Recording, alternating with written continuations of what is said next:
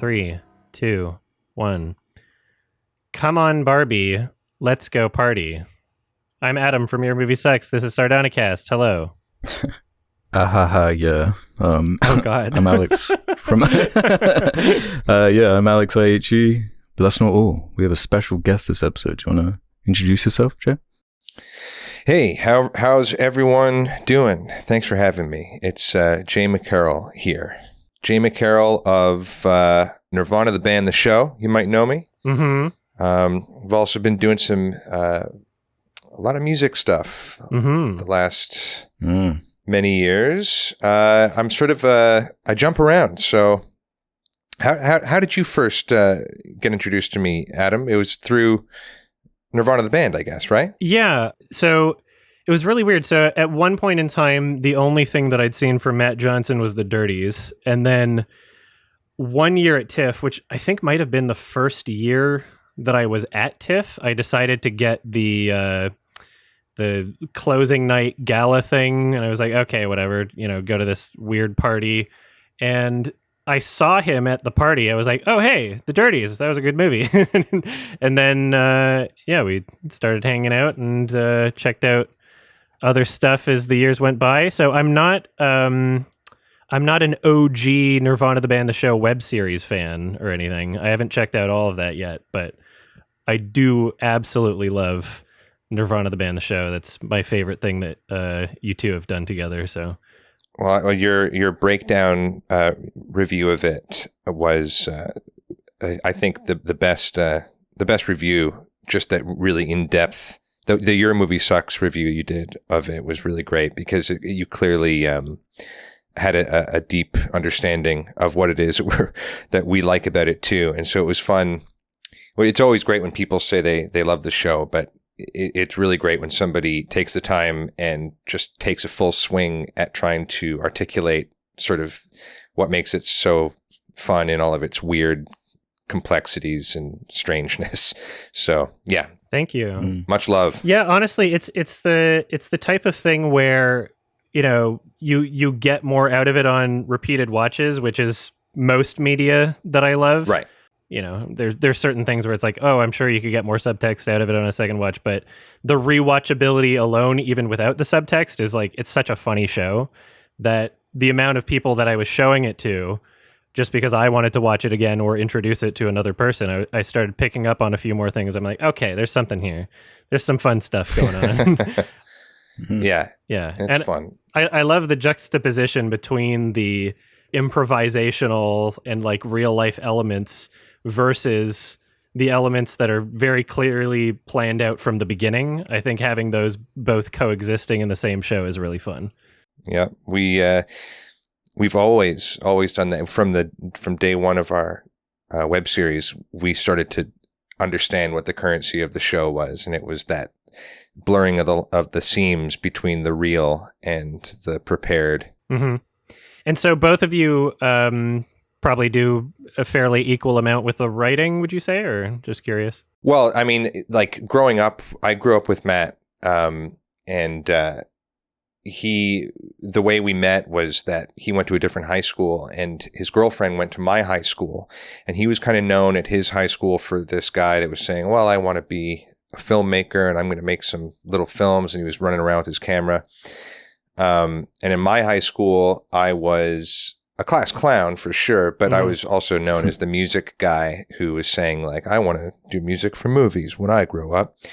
And it was just fun that his girlfriend set us up where she's like, my boyfriend is making his first feature, which was like, just a complete nothing, really small, how everybody starts. Nothing feature. Mm-hmm. Yeah.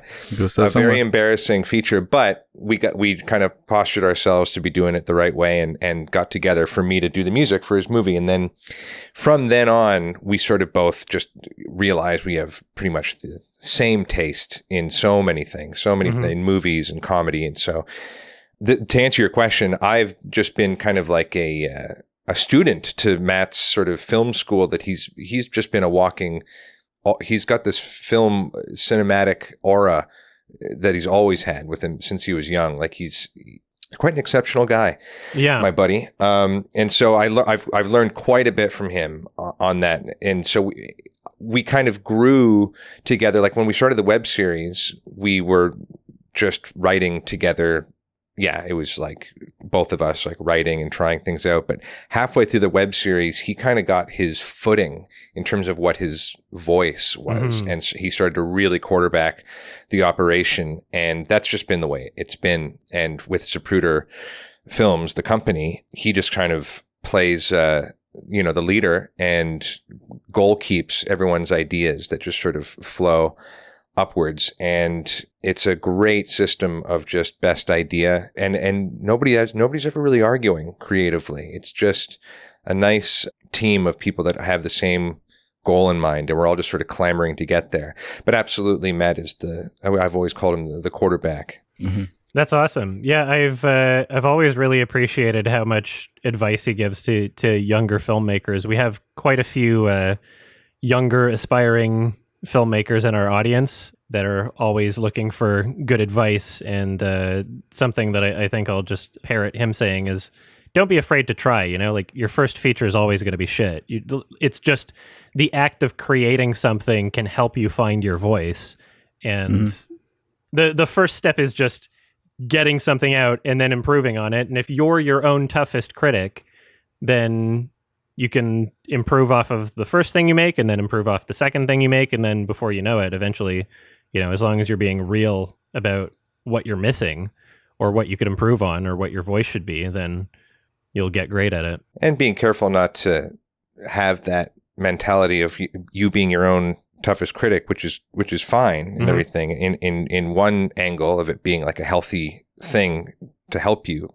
But as we saw with a lot of people growing up, people waited because they were too afraid to try and fail because they were smart. Like we met a lot of people that like clearly had an understanding of what their voice was and kind of what they wanted to do.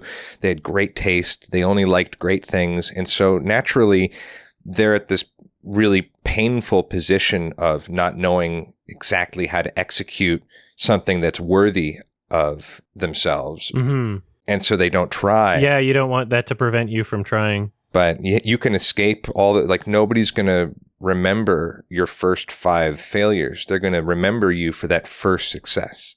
And they will forgive everything else. Like you're not going to be defined by that. And especially for people in their 20s, like you kind of want to slap them and be like, this is not it. People can at age 30, like reinvent themselves, having learned everything they've learned, and they thrive. So it's no point in really getting so swept up in yourself, when you're figuring it out. Yeah, it's a tough thing to have to get past, and I think that everybody has that part of themselves that second guesses what they're creating and waiting for the right moment or for the right people or for the right situation, when maybe getting to that point is just a matter of creating something first, and then the right people will flock to you or the right opportunities will flock to you, depending on, what you do and how you've made it. Oh, yeah. So I'd like to ask you about your scoring for films. You've scored The Kid Detective, you've scored Blackberry, and those two examples are pretty different in terms of the musical sound. And so I really appreciate the versatility that you have. When it comes to scoring something like The Kid Detective, how many people were involved in that? How many instrumentalists did you have? How many instruments did you play? Did you do your own mixing and mastering? What was the process like? I do it before I add any sort of overdubbed real instruments on a sort of MIDI mock-up. I do it all myself and work with the director to just get it all pretty much there. Just all on my computer with a bunch of samples and everything. And over the years, I've collected enough great samples and knowing how to write for them and practice mixing with stuff where you can pretty much get a whole thing together just yourself. And then after that, it's just a matter of recognizing what's poking out as being maybe a bit fake. And in the case of Kid Detective, I hired some string players to do a few overdubs of the strings I had, a flute player to do a bunch of real flourishy things that samples can't do, a horn player, all just separate things that were overdubbing stuff that already existed. Mm-hmm. I've never written where I'm like, writing on score sheets and annotating things to then all of a sudden in a live scenario hear it for the first time.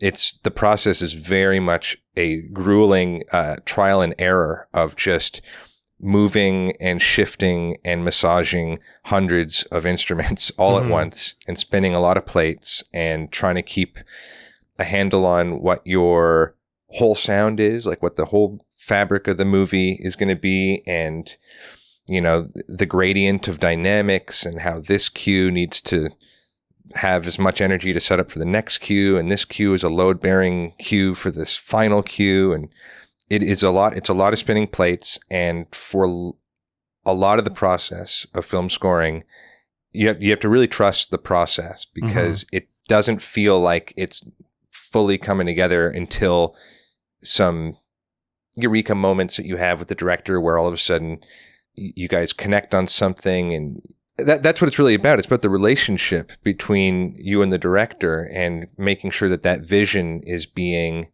fully realized from the both of you in your mind's eye. And then through all that trial and error and demoing stuff, once you kind of get that set up, then you're kind of home free, and it's a fun kind of race towards the finish because you have everything set up.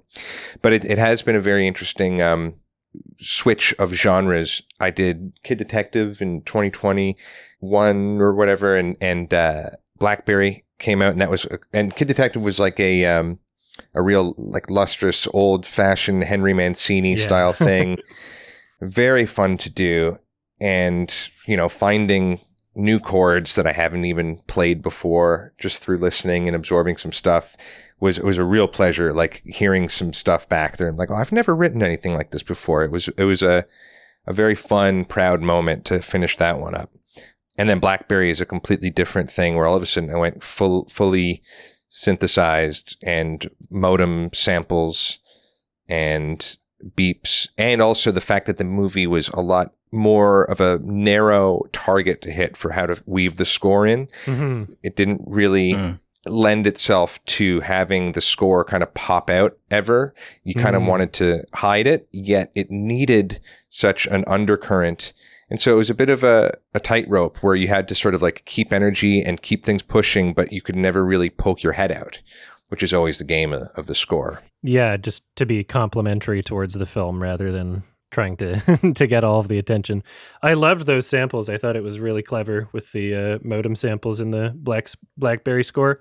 Yeah. Would you say that you're more ear trained than by sheet music? Because I'm the type of person where like I understand sheet music. I can't, maybe if I practiced hard enough and I was passionate enough about it, then I could actually play sheet music in the sense of being able to do it in real time instead of just like staring at the notes and figuring it out and then playing it.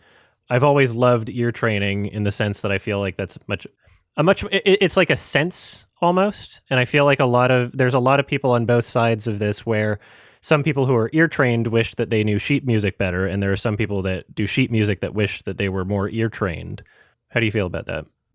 I just haven't found that being like using any of the theory that I did at some point learn and absorb. I did go to music school and kind of go through the whole rigorous theory and harmony training and studying complex, jazz chords and movements and cadences and all this stuff.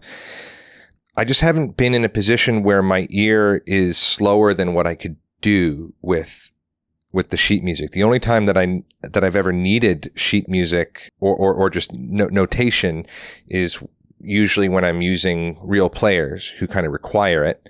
Although even then, like when I was using all these overdub players for Kid Detective, I would just send them the isolated track that I wanted them to, overdo. Like the French horn, I'd give him a little line. It would be like, do, do, do. And I'm like, can you do it where it does that French horn thing where it's like, bo, ro, do, and just kind of ask and just talk through like what it is that we're going for, and he would just use his ear too to just play. And Anne Fung, who did the flute, she was just fantastic because I could just kind of say, just kind of go nuts over this part. And she would just do tons of flourishes, and then I'd be spoiled for choice of little pieces that I could just use to put in. But in terms of just, I think nowadays when you need theory, I can imagine if I ever get the luxury of going to orchestra with something, and I have for just something recently. I did I wrote a song with the comedian Jan Caruana for Andrew Fung of Kim's Convenience and Run the Burbs to sing at what's his name? The guy from Kim's Convenience, lead guy. Forget his name. Paul Sun Hyung. And if I get that wrong, take this out. But he received the Governor General's Award. Great dude. And so there was a song that was going to be sung for him, a funny song. And I got to write it for orchestra. And I was like, oh, but I've never written for orchestra. I'll just do a mock-up. And then they had me set up with a orchestrator who took all my MIDI and just made it all for the orchestra. And I heard the recording back and I was like, this is amazing. And he took tiny little liberties with little melodies and counterpoints and kind of cleaned up this and that. And he kept this part that I liked. And it was a little window into how fun it would be to, have that whole process of a film score being, having an orchestrator translate it to get it to that final orchestra awesomeness. That sounds great. So last time we had Matt Johnson on the podcast a while back, and it seems like it's been the case for forever. Nirvana the Band season 3, most of it was filmed, and it's essentially done just looking for a place to release it because of some stupid red tape nonsense and fucking Vice Canada shutting down or whatever. Like, I don't even remember. It was like the network that it was on, even though you were greenlit, just decided to not exist anymore. But I hear now that you're doing a Nirvana the Band the Show movie. Yes. Which I'm obviously very excited for. It's official. That's awesome. So my question is how is that being released in relation to season 3? Is there a chance of the movie being out before season 3 is available? Or I'm assuming everything that you filmed for the movie or that you're filming for the movie is all fresh stuff, or maybe is some of it some stuff from season 3, or what can you tell us about that? I can say this. There's been a lot of people answering each other's questions about where season 3 is, and a lot of it's wrong. And I don't know why they're kind of claiming that they know this. Like, I'll read on some comment somewhere. They're like, where's season 3? Well, it's all done apparently, and it's just because of Vice that they can't do it. And that's not entirely true. We shot a lot of season 3, and the way that our seasons came together was very wild and chaotic. Like, one episode would take about 7 months to make. We'd be stacking them, but it would be a lot of reshoots and a lot of rewriting where we'd shoot something and it would technically be done, but we afforded ourselves the luxury of being able to watch back that first, assembly of it that one of our editors would put together, and we would rewrite it, because that's kind of how we always got the show's writing to be up to par, because it took a lot of swings at it. We'd have to just sort of be honest and say, oh, we didn't do this right. The motivation here is all wrong. Or like, oh, he should change by this point. Or, oh, wouldn't it be better if we kind of leaned into this word and had that kind of be the theme? Oh, yeah, then it kind of figures out the ending better. Like, there was so much honest critique that we gave ourselves. We know that so many other productions just don't work that way. They go and they shoot it. They shoot for the target, and then they get it. Storyboarded. And they finish it. Yeah, it's pretty much storyboarded. So we had shot the first pass of about 4 episodes of what was going to be 8, and got them to a point where really only like 1 or 2 of them is like kind of watchable, and even then not in our minds presentable. And and then at that point, Vice completely collapsed and we were left with nothing. So we couldn't really continue, and we couldn't really do it on our own, or, we couldn't raise the money that we needed to finish. There were some things that, again, people are always very surprised how expensive the show was based on how it looked. That was kind of like the trick, I guess, is that you have something that looks kind of cheap and effortless, but there's actually a lot of really exciting things going on, and needle drops, expensive stuff. But we have these pieces of season 3, and there's a lot of fun stuff and cameos and kind of big set pieces. It's just that we haven't come close to being able to have the infrastructure to like finish it properly. And so we've been waiting for the proper opportunity. And while we were always keeping that shopping around, there was also other things that were kind of coming up. Like Blackberry was a movie that was kind of slowly coming down the pipe for years before we had it fully made. Like there was a script that we were working on for a while. So that happened. And so we're just kind of hoping that, the more we work and the more we're sort of out there doing things, and just hopefully just getting some leverage to then, when the opportunity is right, to keep Nirvana the band going. In this case, it was a lot easier to get a movie going with the relationship we had with Telefilm, and that hopefully can just sort of keep the dream alive of what we are going to do with season 3. So canonically, like, we're still kind of working out how that's going to happen, but we're constantly shifting. We're not trying to rush anything out. Like, we just want to do it right. Like, we have all those good pieces. And so I know it's been years, and I get messages and DMs like almost daily from people that are like, what the hell, dude? Like, I don't understand why, and I just don't have the heart. I started writing back to a lot of them, and I end up like kind of writing a whole huge long thing, and it's just not worth it. And so I apologize to those people, but I get that all the time. There's projects of mine that it's like people are waiting for part 6 or part 2 or some other thing. It's like I would rather it be done right. It's exactly art. You can't rush art. You got to do it when you can, and you don't want to do it in a way that you can't, that you're going to regret the product afterwards. Did I hear that Vice released an unfinished episode at one point accidentally? Yeah, there was a contractual agreement to deliver and air the first episode of season 3, and this was like right kind of nearing the end. So there was some contractual agreement where we just had to, by contract, air this episode, and there was no details around that. And so we were still working on it, and I can't remember why it was. We had done some shifting around of like how the budget was moved around, and we kind of spilled it over into, you know what? I'm not even going to try to explain this. This is like a question for our producer, Matt Miller. But we just needed to contractually air it and just get it over with, and then we could still work on it somehow. So we aired it at like 4 a.m. on the Vice network, just so we can kind of check that box. And it was basically, a rough cut. And it was a flashback episode about a young Matt and Jay kind of becoming friends in high school. And it was very touching. We had these 2 actors come in. We kind of did the whole thing in black and white, kind of parodying 400 Blows.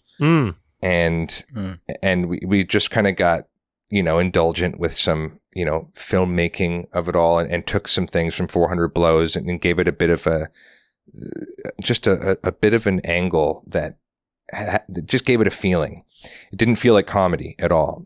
But there are a lot of little funny parts in it. It could have used a lot of touching up. It still is in the state that we left it, which is just, rough cut. That's why nobody's seen it and why we're not rushing to get it out. So, but it's a really nice little short film, pretty much, and it's a lot of backstory to the guys.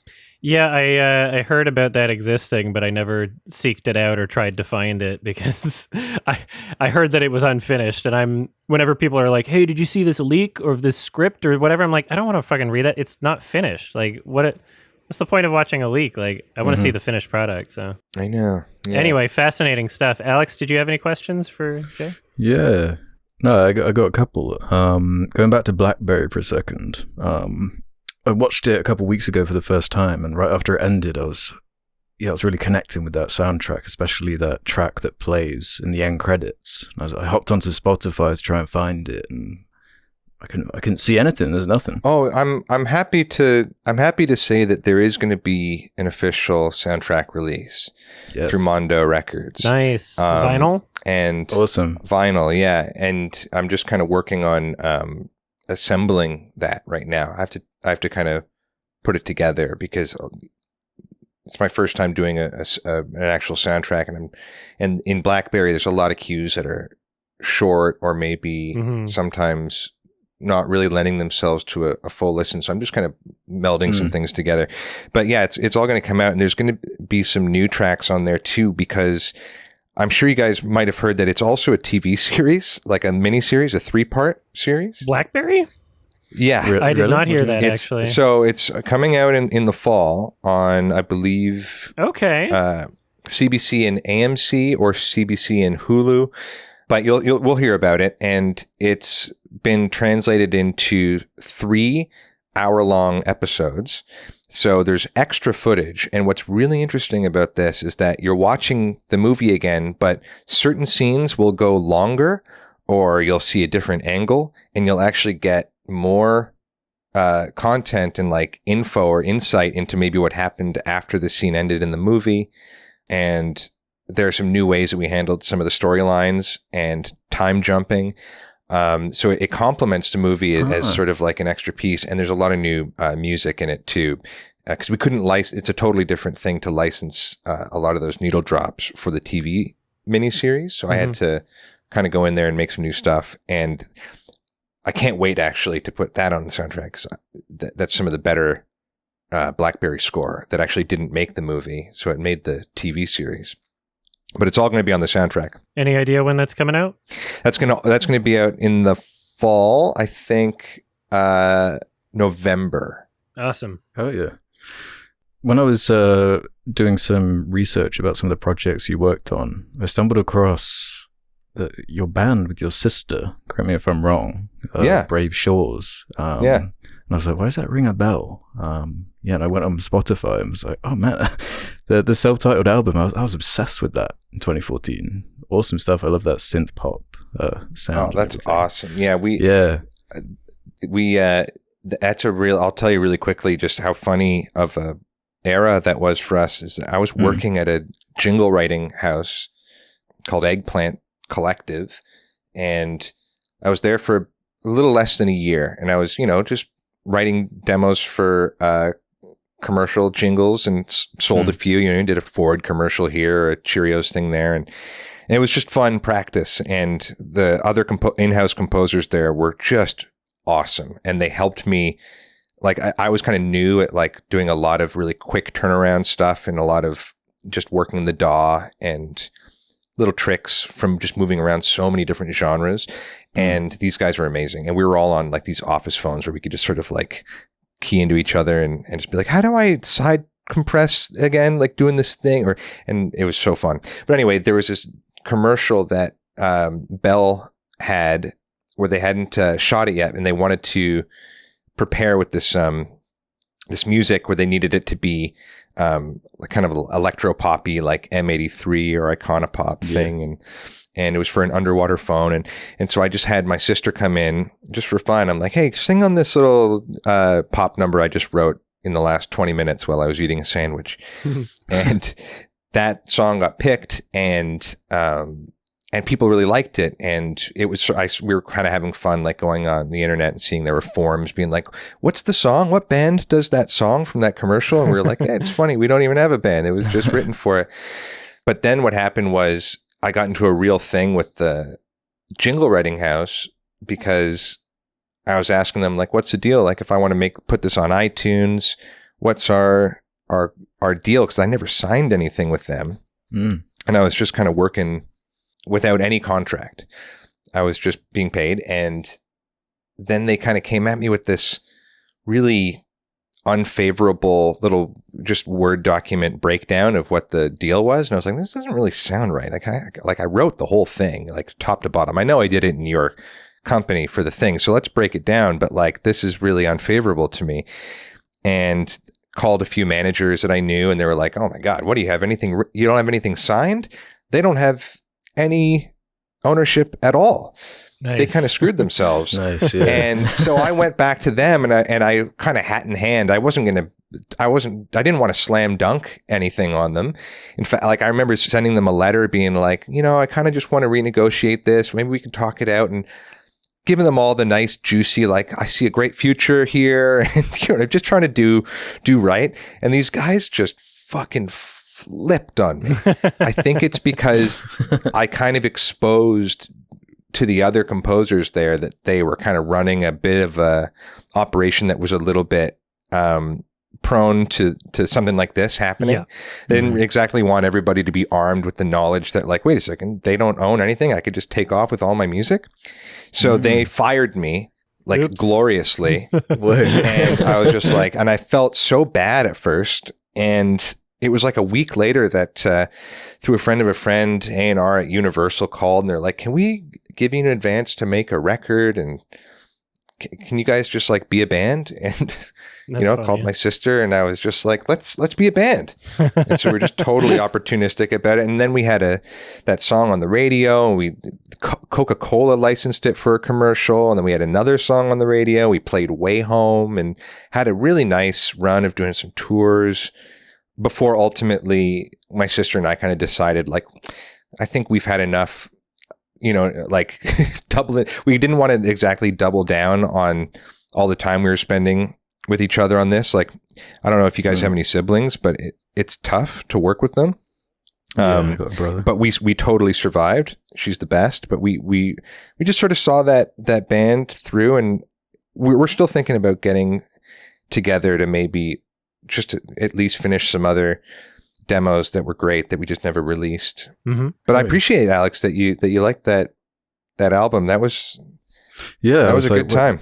Yeah, because there's not that much info as far as like putting all the strings together. No, I went on Spotify and was looking, and I saw like your picture on there. Now, did you see what happened with us on YouTube? No. This is really interesting. Donald Trump. I know this. You know this, right? Yes, Donald Trump there's this video that's posted of him dancing to that like Hotline Bling thing where he's like all in the color thing. So he's dancing to that, and our song Never Come Down's playing, and they've kind of overdubbed just before the chorus, we're going to make this country great again. And it kind of lands. It's just this big celebratory thing. And I remember I went on our Facebook group, and I typed from Brave Shores and shared the video and said, wow, seeing Trump in a whole new light now. Joke. And then we kind of like were discussing it, and the video was just getting hundreds of thousands of views and climbing, and people were loving the song. It was like the top song of what did he have? There's like the Donald Reddit subreddit page. Oh yeah. So like, it was just really popular as like his song that they co-opted. And somehow, I don't know I think it might have been our manager at the time or somebody from our label took the video down, which was a huge mistake because we looked like we took it down because we were butthurt about it. Mm. So people then kind of all these trolls, like, and the real bad trolls too, like the real like. We know. It's actually hard to even be insulted by them because they say stuff and you're like, how are you not embarrassed of your own self for saying this sort of stuff? Yeah. But they started thinking that we were all running away from it. But that was a unfortunate stain on the Brave Shores story. But I wish that we kind of had more fun with it. I mean, my philosophy was that like I never cared at all. Like I'm really of the philosophy that music is free for everybody. I'm certainly I am no Republican by any means, and I do not like those specific trolley Trump cultists. But they're allowed to listen to the song and use it to dance around in a big Trump circle with each other. Go nuts. Like that makes me really happy. And plus it pays me. So like, what do I care? Yeah, exactly. Yeah, it's free advertising, huh? Music is free. Yeah. There's been a history of people at the top of licensing and ownership not understanding the benefit of meme culture, like that Shooting Stars, the Bag Raiders meme. Like they were taking down every single video. I'm like, this is why people know the song right now. Like you can't just you're taking down all these memes. Like you're getting money because like at this point in time now artists and labels will request for their songs to be put in TikTok videos, knowing that it'll help to promote the track. But yeah, there's been a weird history of people just not understanding. Like, okay, you're making money. Like, what do you not want to make money off of this? Like, I don't know. Anyway, I think that's hilarious that you inadvertently made a Trump anthem, and I guess you can claim responsibility for the 2016 election results. Is what you're saying, right? Maybe. I think I helped make America great again. There we have it. there we have it. Cut that out. Sure. And I'm totally joking though. Okay. Leave it in. All right. We all saw Barbie, a record-breaking. What do we call this? It's a cultural event film, one that you don't see often, and people are going to the movie in pink. Jay, I know you saw it recently. It wasn't at the near the premiere or anything. Were people dressing up in pink at your screening still, or are people still doing that? No, I saw it like pretty much in a completely empty theater. Were you wearing pink? I was wearing pink. Yes, I did actually have a salmon shirt on. So I think I don't know if that counts. It's the hot pink that really is the Barbie. There's an attempt. As long as you try. But you're right, like such a cultural phenomenon. And coupled with the whole Barbenheimer thing, I could so easily just eye roll at the internet, just doing a big pile on a real mediocre joke in a way. But like, I kind of love it just because it's celebrating cinema and everybody's excited to go to the movies and everyone's just going to the movies, and what's better than that? Exactly. The movies are back. Thanks, Barbie. They are, and they're both so different, and they're both so good in like completely different ways. Yeah. What did you think of the movie? I really enjoyed it. I kind of was expecting. I still don't even really know what any sort of like controversy is, or how some people are getting a bit kind of on their back foot about butthurt about certain just political stuff or the way they took aim at men, you know what I mean? But like it was very funny. It was totally over the top, and like I don't know, like it was all just it was great. That wasn't the big part. The biggest takeaway for me was just the sets, like the filmmaking, those huge sets and those big, huge sound stages with the reflective floor that just goes back into infinity is like something you are not used to seeing these days. Yeah, great production design. And done with such a like scalpel of style. It was very great. It was just a feast for the eyes. The criticisms that I've heard of people getting upset at the movie are both that it hates men, and not only that, but that it was lying in the marketing, as if they were tricked into seeing something that had like feminist messaging in it, which is kind of a bizarre take, because it's like, okay, well, if you know who the filmmakers are, and like it's a Barbie movie, and obviously it's trying to market itself towards a female demographic too.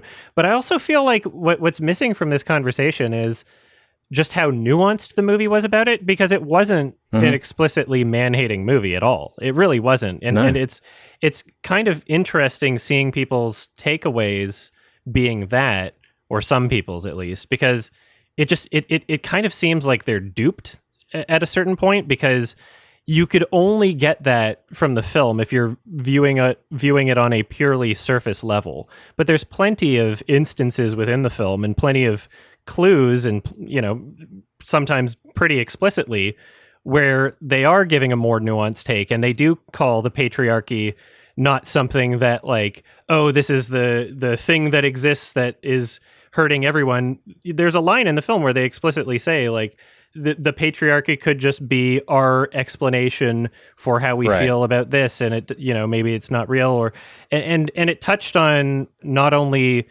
toxic male behavior but also toxic female behavior, and the characters were empathetic, and at the end of the day it wasn't trying to reflect reality in a fucking slice of life drama. This is a very non-serious, very intentionally absurdist comedy, where even in the quote-unquote real world scenes, there's no way it's trying to be the real world. You have like the chase scene where they're like not really running, and it's like, okay, this is like a Tim and Eric sketch. Like, it's not it's clearly not trying to suggest that is reality. And then Ben Shapiro will be like, well, it said that the CEOs for Barbie were all men, but actually there's women in real life. It's like, that's not it. It wasn't trying to be literal. It was very clearly just doing that for the sake of the story and for the sake of the jokes and for the sake of the experience. Like, it was a fun movie, and it's very bizarre to imagine just how offended some people got over it, but here we are. Yeah, you can have fun, like, kind of like I haven't talked to any pals about this where we haven't like laughed at that scene when they're in the real world and they're rollerblading down and they both look like so bright and hot, and then and she's getting catcalled. It's like, okay, yeah, they're doing this, but then they have that guy go up and fully smack her ass. And then she punches him and she goes to jail. And that was sort of like a whoa. It's a fun thing to laugh at, because you just think about, if they wanted to represent the real world there and a guy decided to slap the ass of that girl coming down Venice Beach, the amount of dudes that are just begging for an opportunity to beat a guy up who does that. Because, most men actually are begging to see that happen just so that they can beat somebody up. They're not begging to smack an ass. They want to just beat up that guy who smacks the ass. Yeah. And the film is not, the film is clearly not suggesting that that's reality. It's such a very silly take away from it. Yeah, it's comedy first and foremost. The media literacy is, man, it's kind of embarrassing out there. Some of the places it can go. The way like this culture war stuff just bleeds into the way people talk about movies now it's inevitable. Really tiring at this point. It is inevitable. Every movie is political now. Just a few weeks ago, I saw this clip going around like on a YouTube short or a TikTok or whatever. It was like a clip from the movie. It was that gag where they both say Barbie and Ken, they've got like no genitals or something. Because obviously it's a joke on the fact that they're dolls. But all the comments were just interpreting it a completely wrong way, saying it's like, oh, everything is this trans thing now, and it's all. And wow. It's like, clearly, people who have not seen the movie, like, I guess they maybe just go on the Ben Shapiro review, or like it's such a lightning rod. This movie, it's like it's hilarious to me that it's much more controversial than the Nuke movie. Yeah. The non-political Oppenheimer film. Yeah. That is very funny. It seems like such a bad faith way to engage with it, because it is so over the top. It is clearly a comedy first and foremost. That is clearly the goal of the movie, and it's like hilarious for that. And yeah, you just have to, I don't know, you gotta have to have horse blinders on to not see that. It's like, horse blinders. Oh yeah, the movie had tons of horses in it. Fucking horse patriarchy over here. She's going up to bricklayers. First, I thought the world was run by horses. But no, it's men here in the real world. When he realizes that it's a patriarchy and he has that montage where he turns into, man, that was very fun. And he goes to the car dealership. What did the guy, he said, like, you can hire me, right? Because I'm a man. He's like, actually, it's kind of easier if you were a woman. It's like, I thought, aren't you doing the patriarchy? He's like, yeah, no, we are. We're just hiding it better. We're really good. That was a pretty funny like wink to reality. Yeah, and it's all again like the nuance is there, right? Like you can take away from that whatever you want to. Really, it's not so explicitly just providing only one perspective and not understanding the other perspective. It's the very very nuanced film. Like the only part where it felt like a little weird was like the literal preaching scene, where she was just, she went on a monologue, the human female lead. And at that point, it was just okay, whatever, like people clapped at the end. I knew they were going to clap. But, I'd imagine there are aspects to that monologue that probably felt pretty cathartic to some women watching. Yeah, I don't think that was directed at us. You kind of just take that and you absorb it, and you're like, okay. It was the character. I followed it all. I really went in thinking that I was maybe gonna, have some thoughts about it and be like, well, maybe this is stirring the pot a little too much, or maybe it's, being provocative in its sort of messaging, or like instigating or whatever. And I didn't find that at all, especially at the end there when she's talking to the original inventor of Barbie. I forget her name, but she kind of wraps it up in a way that kind of... I also forgot her name. She was from Cheers. Yeah. We should know her name. I don't know. Let's go to the live chat. Yeah. I thought that the Ken song was the hell best. Yeah. Like, that was my favorite part of the movie. I got totally swept up in that. And so catchy, mixed and delivered really well. Total like AAA music treatment on that song. I think they had like Slash even playing the guitar on it. Saw some BTS. Cool. But Gosling knocks it out of the park. And that last part when he's on the soundstage with all the other men and they're kind of doing that, musical, when their voices all kind of come in as the chorus. I got that feeling of just, when I'm not super into musicals, but there have been times when musicals do that thing where it all everything kind of comes together and it's all winged out and it's just doing that big climax moment. And I was getting shivers. I was like, this is so good. I love it. Yeah. And they didn't, based on the rest of the movie and what it's going for, like they didn't even need to have a great song in there, but they put in the effort.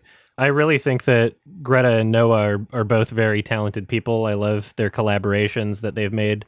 And it's fascinating thinking about, there was supposed to be an Amy Schumer version originally that got canned. I was thinking about that. Yeah. What would that have been? That would have sucked. That would have sucked hard.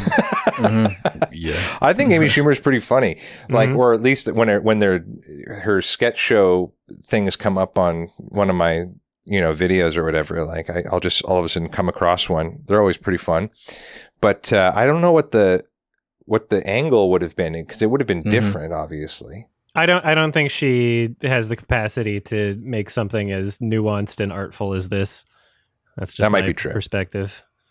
I feel like it would have been a lot more blatant, and the perhaps even the divisive nature that some are calling this movie would have been much more explicit in that. Yes, yeah. That's very true. That would have been, because she's more of like a big like SNL energy, like making. She would devolve it into like a sketch feeling. Yeah. And Margot was just great for it. Yeah, great casting, great performances. I agree. Ryan Gosling totally fucking stole the show. I think he should be in more comedic roles, honestly.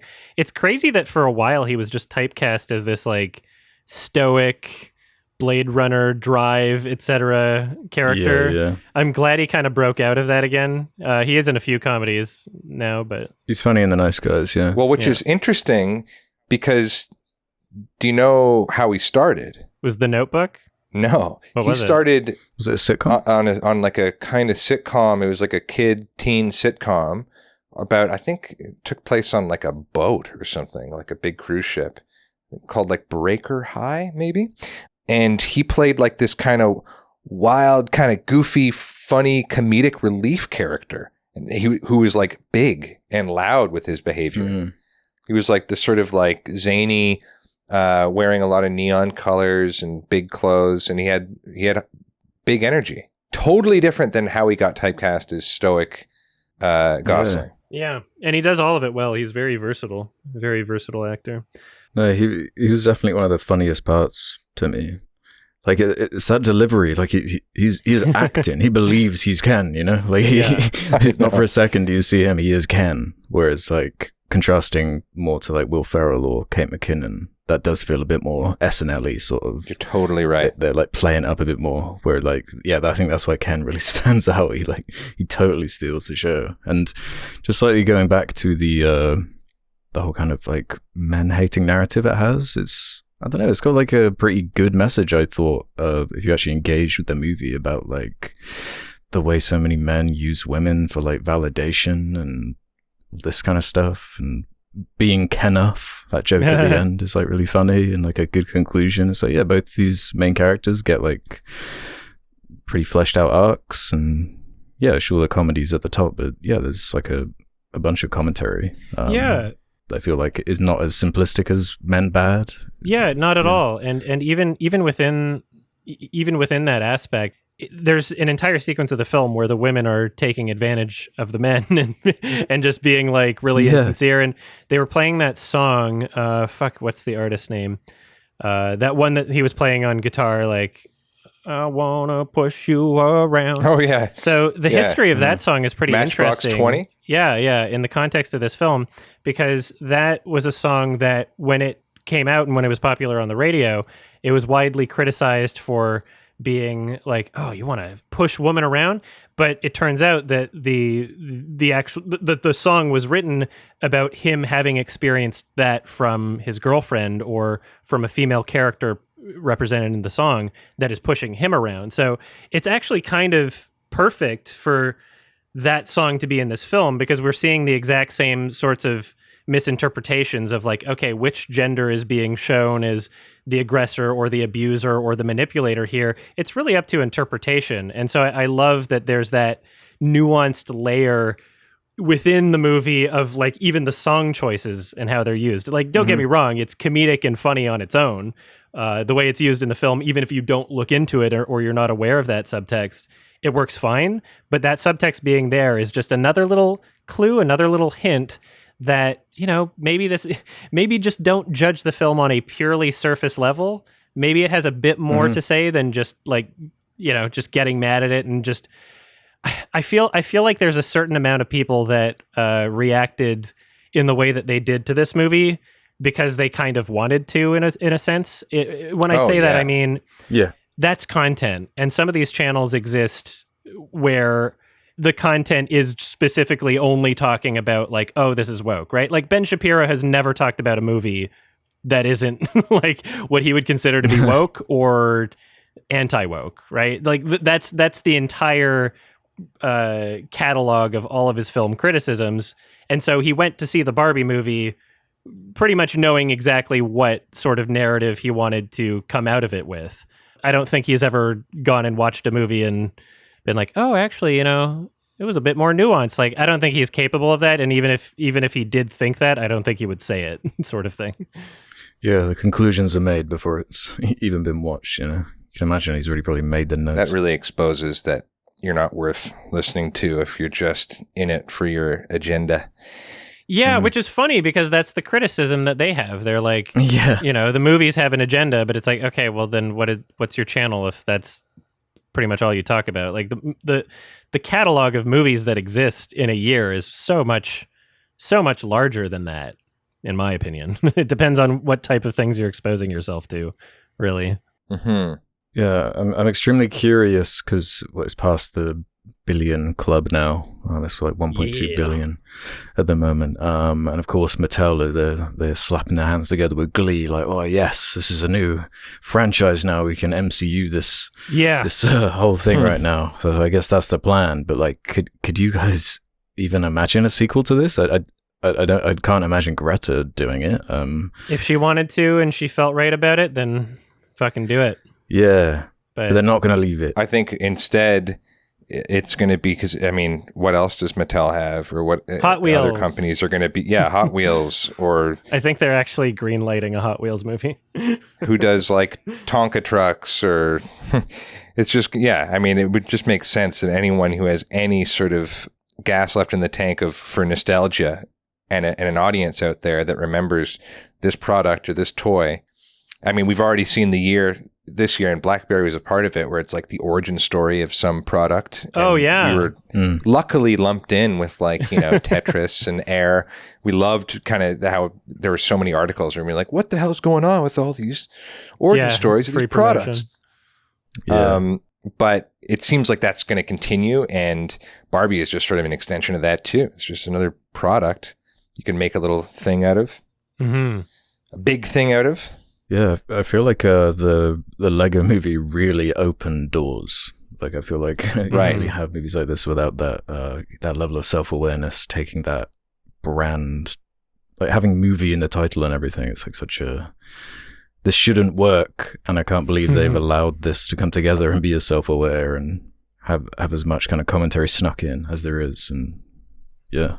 Wouldn't it make sense to have a Super Mario sequel where it's, Mario Kart?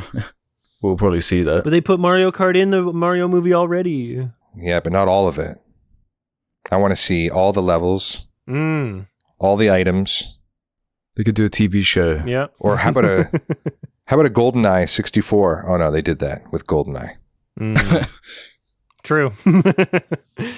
I found it really interesting and also just like a great creative decision to allow this movie to be PG-13 instead of trying to only have this appeal to younger audiences. And it's also funny, we talk about media literacy, like there were some parents that brought some kids where it's like, okay, I don't know if you knew what movie you were going into, like maybe just look up one tiny thing about it before going into it. Even if you're at the theater and you haven't even looked it up, like on IMDb or whatever, like it'll say PG-13 right at the theater. So it shouldn't be a surprise to anybody. Also the trailer, there was in the marketing, they had I'm going to beat you off and stuff like that. Like, of course, there's sexual innuendos and jokes. I was just trying to think that was in the marketing. What the more adult humor was in it. I was like, why couldn't it be PG? And I guess, okay. Yeah, some of that stuff. But that would hide well, you know what I mean? That would hide in plain sight without, no 6-year-old is going to all of a sudden raise an eyebrow to that and be like, wait a second, this kind of sounds sexual. Yeah. But at the same time, you probably don't want them to be endlessly quoting the movie That's true. to their friends at school. I'm going to beat you off. Nah. Jeremy. Yeah, it wasn't, it had every reason to be a bad movie and be just completely generic and devoid of art and creative choices. And they put their faith in a couple of artists that knew what they were doing. And I'm glad that they had the creative freedom to make what they wanted. Unfortunately, as these things go, the takeaway from the studios will probably not be that. They'll probably, they're already talking about Hot Wheels, like, oh, it's just people want Barbie now. Like, they think in such simplistic terms of why a movie is successful. And to some degree, of course, the name recognition and the brand recognition did play a part, 100%. But the reason why it has such great word of mouth and that people are going back and telling their friends and seeing it a second time, and that long form success that will, people will buy this on Blu-ray. People will be watching it in 10, 20, however many years from now. That's because of the artistry. And I hope that one day the people in charge of the money going into the movies will see that is the most important part. But you never know. Amen. Yeah, that was one of my favorite parts. The fact it felt like a Greta Gerwig movie and not like a cynical brand movie. Exactly. That's why I saw it. Mm-hmm. Yeah. I wouldn't be watching the Barbie movie if it wasn't made by those people. Absolutely. I remember my favorite joke that she wrote in her Frances Ha it's so small, but like Mhm. I remember just being like, I love this person for saying this when it's her and her girlfriend in it, and they're talking about their boyfriends, and at some point she just, it's this barely even a joke, but she goes, yeah, he got this new black couch, and he's like, I love it.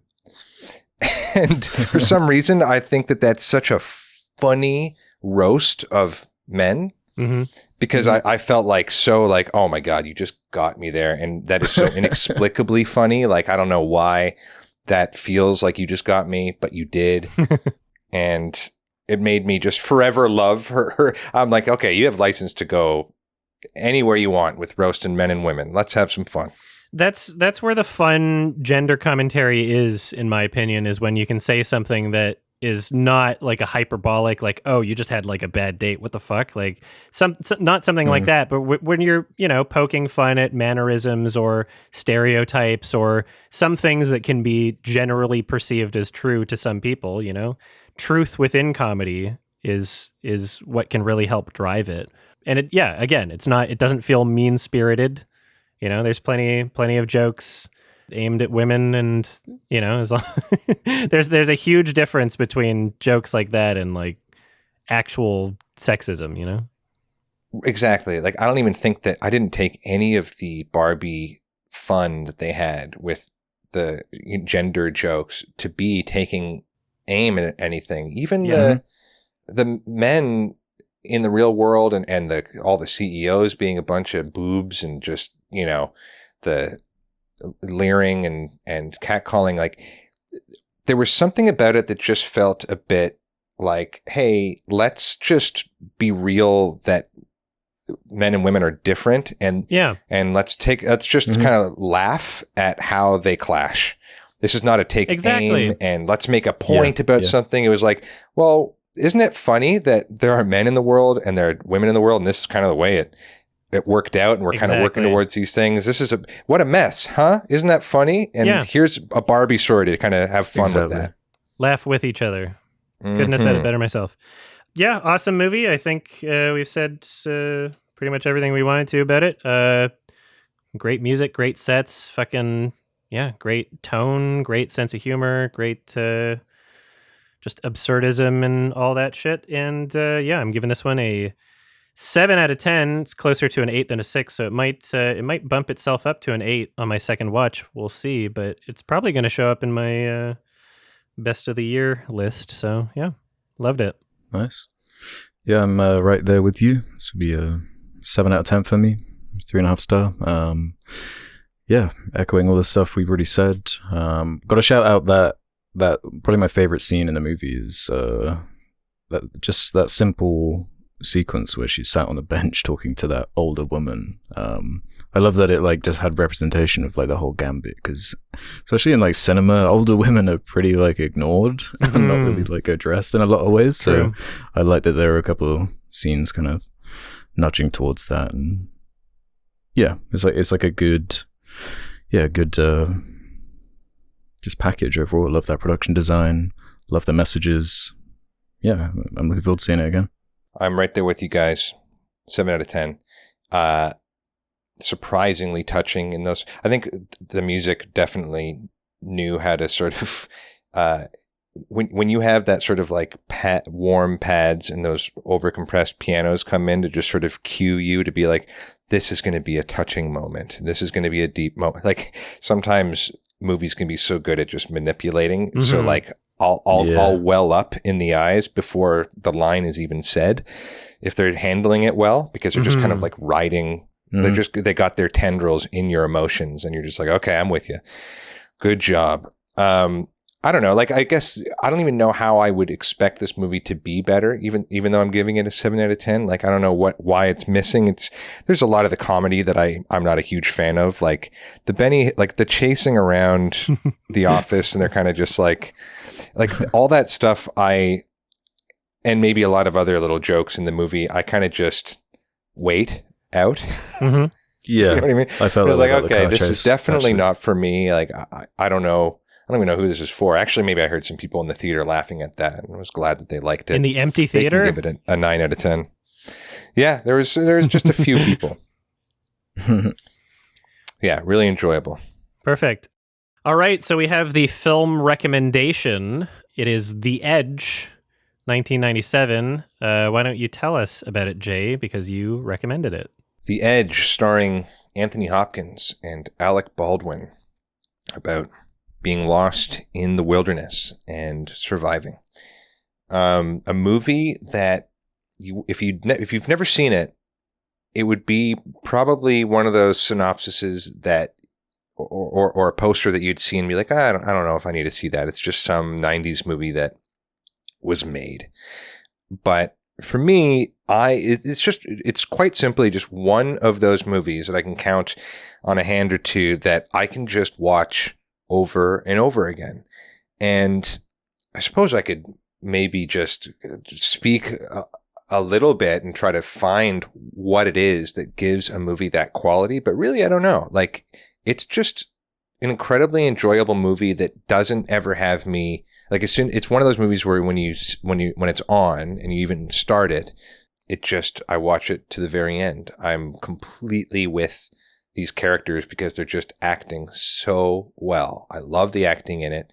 I love the musical score to it. Very inspiring. It's one of those scores that gets to take its main motif and just use it so much. Like, the film making had obviously the foresight to have that amount of music kind of carry it. And it's not even that I'm really into, like, a bear attack or anything like that. It's just these, it's the character and also about the smart billionaire who's not the evil guy. You know what I mean? Like, he's kind of comes in. It was a simpler time. Yeah, unexpected character. Yeah. Yeah. You guys just watched it. Mm-hmm. Had you seen it before? I don't think either of us have had. Mm-mm. Yeah. So very interesting. Like, it's a dated movie. Certainly some of the, effects and green screen stuff probably doesn't hold up that well, but still, I just watched it again a couple days ago and I just ripped through it again and just loved it. Left me with a feeling again. I wonder how much I'm chalking it up to just the fact that when I watched it when I was young, and I had a few pals too that also loved the movie, and we would put it on. It was back in the day when there weren't a gazillion things to keep your attention. So you go to your VHS collection and be like, what movie do you want to watch? Let's watch The Edge again. Yeah. Awesome. I'll get us a couple of Pepsis and we're set.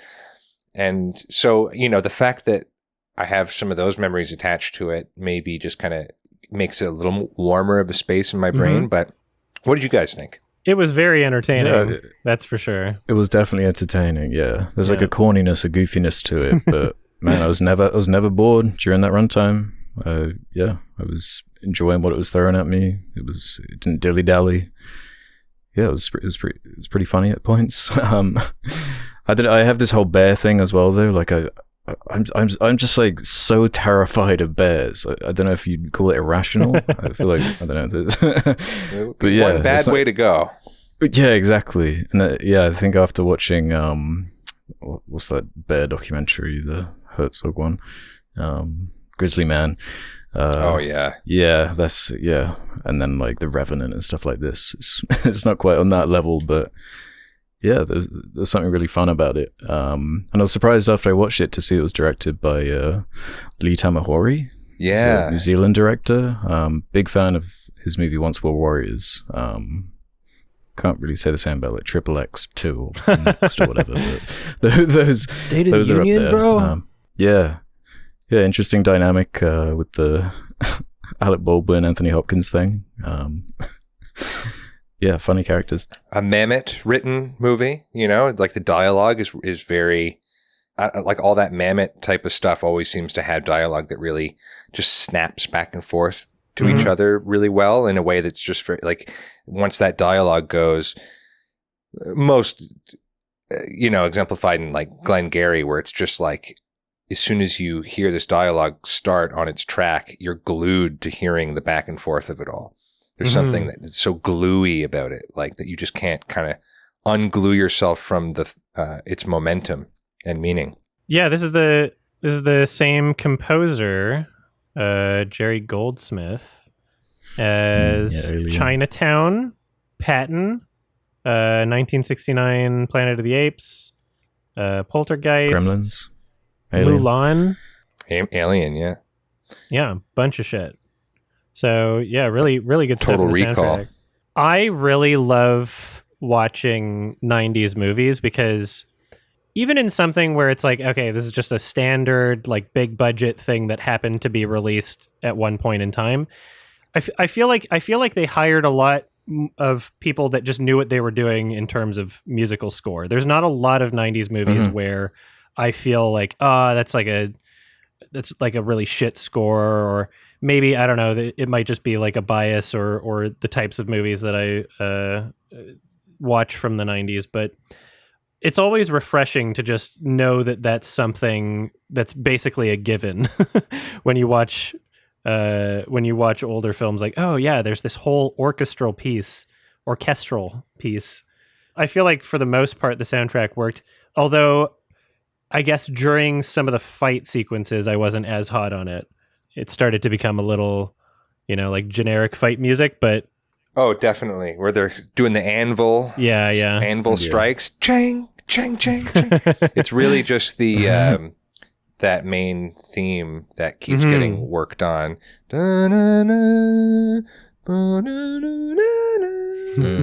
Just soaring. Yeah, so I was enjoying this movie in, both an unironic and kind of an ironic way, in the sense that, like, it is very cheesy and very funny, and I'm not like a huge Alec Baldwin fan, although he does do a really good job at playing like big pieces of shit. And so I know, right? The annoyance that I had with him during the movie, it's like, okay, well, that's also kind of intentional, like it is funny seeing him in this role, and also I'm not used to seeing him so young and skinnier as well. And then Anthony Hopkins is, like, obviously really great. Both of their characters kind of playing off of each other. Even if I couldn't take it seriously for the entire movie, it was still fun to watch. It didn't feel like it was meandering or boring in that sense. It just felt kind of like this weird 90s time capsule sort of thing. Totally, yeah. I'm able to look back on fondly, even if I hadn't seen the movie before. Yeah, it was just the right level of simple as well. Like, there is just something engaging about people trying to survive in a dangerous environment, being chased by a bear. Like, it's such a, like, simple, like, elevator pitch, and yeah, with that score with Anthony Hopkins, it does give it just enough to, like, carry this nearly 2 hour long story. It's very, very simple because it does not require you to kind of have any, afterthoughts about it. Really, you can just sort of take it for the adventure it is. I have, after many watches, considered just that I am very glued to Anthony Hopkins' storyline and his character, where he comes in and he is, this kind of quiet, reserved, he knows everything. Right? Oh, you can't stump him. He knows everything. And he's this guy who's, achieved everything, including knowledge. Like, he's got his money, but he's together. He's healthy. He's got the young model girlfriend. Yet there's something about him that he doesn't feel satisfied. And then he, halfway through the movie, when, they're lost and after they kill the bear, spoiler alert. Spoiler discussion, everybody. He does say to Alec Baldwin, he's just like, all my life I wanted to do something unequivocal, but he says it with like a type of like, I guess I did it, because even Alec is just like, well, I think this counts. But when you could see that he is the most touched is when these guys treat him like a pal, and at the very end, when he says, like, they died, and when he finally breaks down, he's like, my friends, they died saving my life. And it just seems like he wanted a friend. Maybe he didn't have any friends. A story he could tell himself. Because everybody wanted something from him, even the guy who was, like, running the lodge. And then Anthony gets, like, once again really upset. He's just like, I thought you were just being courteous. You just wanted my money. There's that line early on, isn't there? The rich are different, the character says. Yeah. Yeah. Yeah, that's a good observation, actually. Taking the billionaire who has everything and putting him in an environment where that skill set doesn't really help in the same way. Having loads of money isn't going to protect you from a bear necessarily. It's all like the theory being put into use. Yeah, we don't really see billionaires portrayed in the same way anymore. It's a very 90s thing. You're like, oh, yeah, we live in a meritocracy. Like, right. they're billionaires because they know everything and they're the smartest people. It was a fun character, though. I heard that they had a pretty bad time shooting it. Oh, yeah? I think that they got like hypothermia and like they did. I don't know how much of that is dressed up. Yeah, Hopkins did. But I did hear that they were up and they shot it in Alberta, I think. Yep. Or BC. Some in Alberta and some in BC. The reshoots were in BC, I think. And I guess you can imagine that, like, they're out there and they're shooting that. They have to do it for real. They can't exactly heat them up too easily. Yeah. You could see the breath in the air in a few scenes, which is a very, very good indicator of whether or not they're actually in a cold environment. Yeah. I know. I found it funny. There's so many moments throughout the film where the characters are given like very explicit advice on what to do to survive in a situation, and it all just gets ignored every single time. Like, don't leave food out. And then it's like, oh, okay. When you see a bear, you got to make sure they know you're there and walk backwards slowly. It's like, okay, nobody did that. You got to bury the... I thought I told you to bury those. Yeah. And it's like, oh, oops. And like, what did he do? That was, I thought about that too, where it's like, he takes the bloody rags from the guy's leg, gives it to Alec Baldwin and says, bury this. And then Alec Baldwin runs off into the woods. He runs off into the woods, right? And so we don't see him. Then later it's night and they know the bear's out there and it's raining. And then Anthony Hopkins sees it where? Tied really up on a branch up in the air. So like, not only did Alec Baldwin not bury it, why did he put it onto a branch? Why wouldn't he just throw it away? He's a little shit is what's going on. Yeah. he's very strange. Working with the bear, yeah. It was fun because it was like, there's some familiar tropes, especially of like 90s movies. I'm like, okay, this character is expendable. The pilot dies immediately. I'm like, yep. And then I'm looking at the trio. I'm like, I think one of you is going to die. There is a bit of... I think I can tell who's going to die pretty soon. I wonder if it's going to be one of the two people on the cover. Yeah. Or this third guy. Yeah. There were some brutal scenes, though. I loved that bear attack scene and his screams, even though like the screams. It was peaking the mic for a bit, but But that's that almost what gave it a little bit of extra. Yeah. Mm-hmm. I like that. And Anthony Hopkins just truly trying to throw himself at that bear while he's like he was going to sacrifice himself. And I just love that acting because you can kind of see, that's when the movie, if you just go with the movie and the way I watch it, or I just completely forgive all of its cheesiness and I'm like I'm riding it in real time with Anthony Hopkins and Baldwin. That's when the movie gets like real. That's their first, like, sure, they're suffering and they're lost and the guy cut his own leg and everything, but when the bear mauls him to death in that brutal way and they kind of run away, that's when you get to really start to sit forward in your seat and be like, okay, this is where they realize they're in serious danger. It's all real now. Mm-hmm. It's all just been fully realized. I think that's an awesome part. Mm-hmm. I mean, yeah, there's definitely really high stakes in this film. I love that because we recently watched Cocaine Bear, which was really bad. And one of my criticisms is just like, okay, when you CG the bear, you're spending the entire production trying to find out how not to show it, right? Because you don't want to spend money on every single shot. That you're just spending more money than you have to. So the bear has to like sneak away and not be in it for like half the movie or whatever. But they used a real bear, and it's a pretty famous bear, Bart the Bear. He's been in a bunch of other movies. Yes. He's a star. He was in 12 Monkeys. He was in a bunch of shit.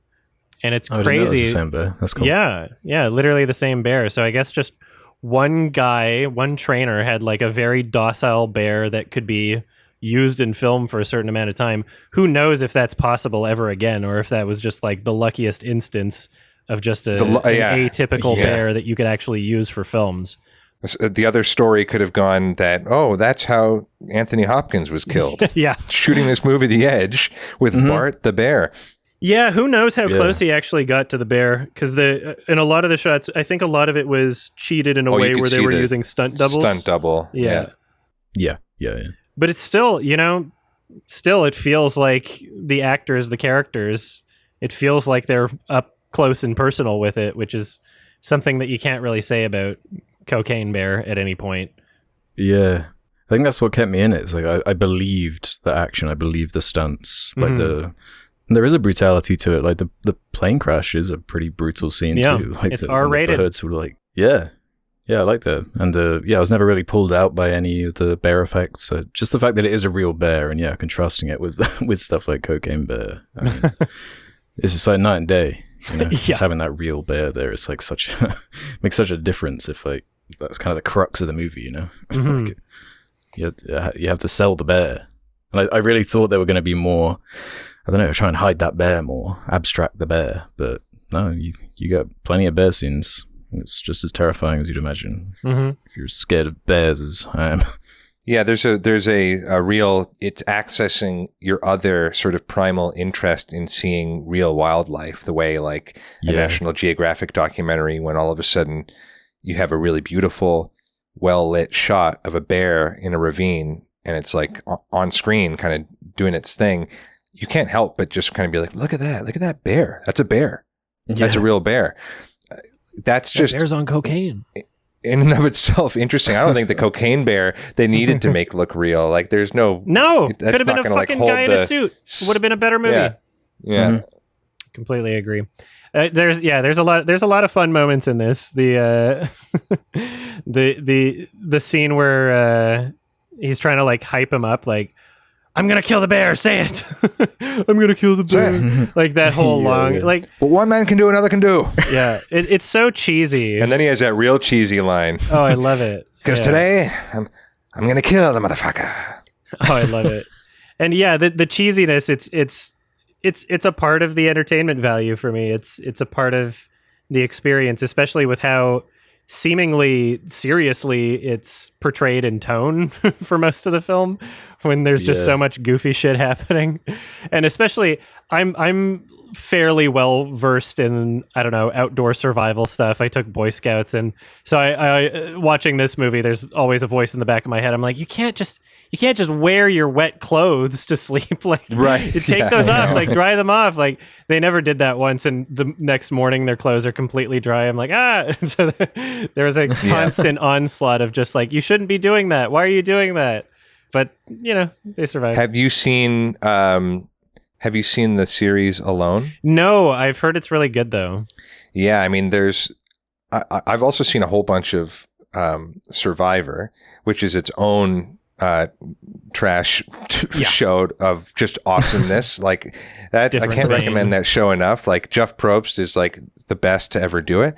But Alone, I went in kind of skeptical because it's like, well, I know that Survivor is like a complete, farce in a way. But Alone, they take the cameras with them. Like they're dropped in the middle of the wilderness and they have to film themselves. There's no camera crews.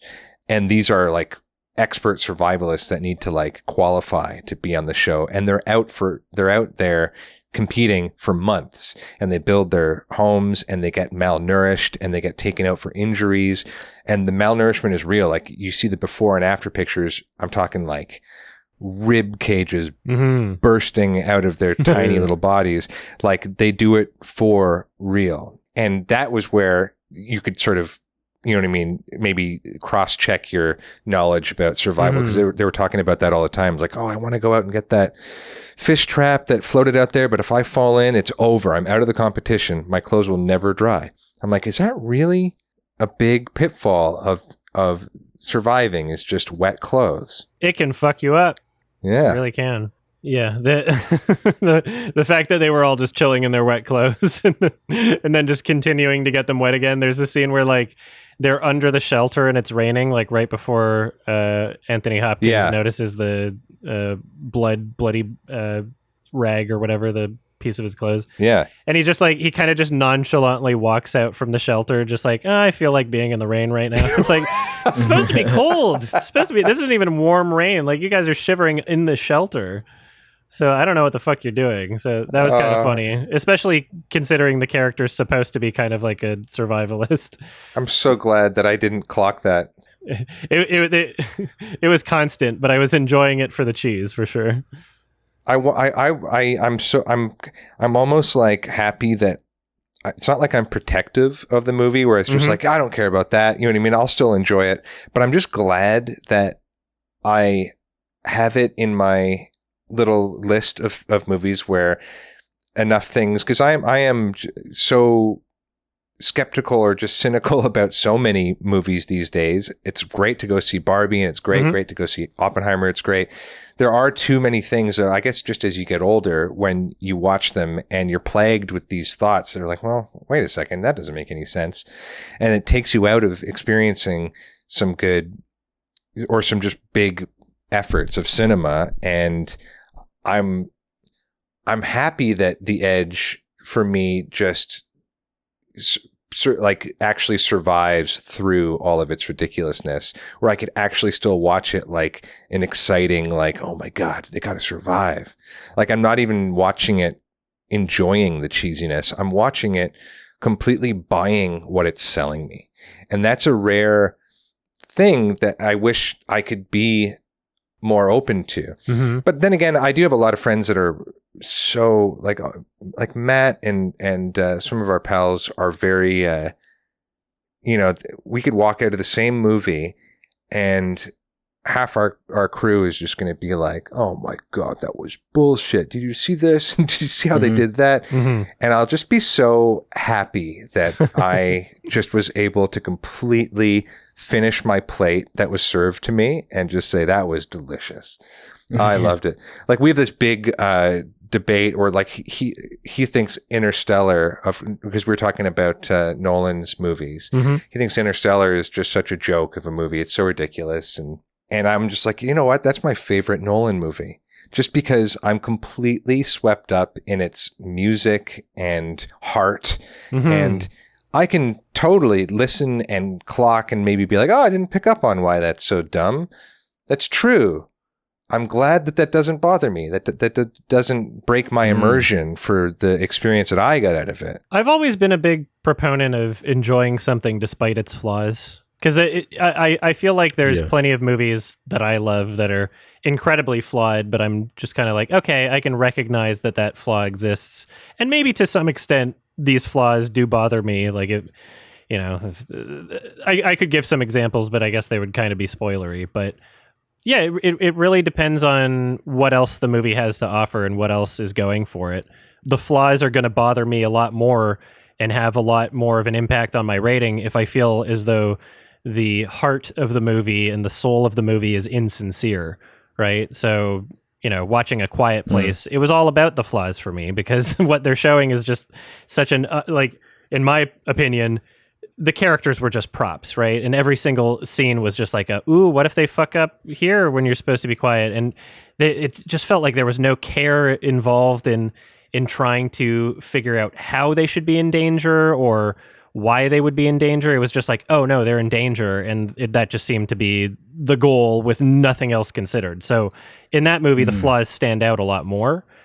In this film, there's a bit of both. I'm not going to pretend like the annoyances of the film were like things that didn't affect my experience whatsoever, but being able to watch something and have that comforting, like, 90s cheese sort of enveloping the whole thing made it like a really fun, enjoyable experience regardless of what they were showing. And I get a lot of comedic value out of a lot of these things that happen in this film, so it's still a good experience. There's tons of movies that I just love to watch, even if they are flawed or even if they are showing something totally unrealistic or super cheesy, or something's played really seriously, but it's kind of goofy. Like, that's still something to enjoy.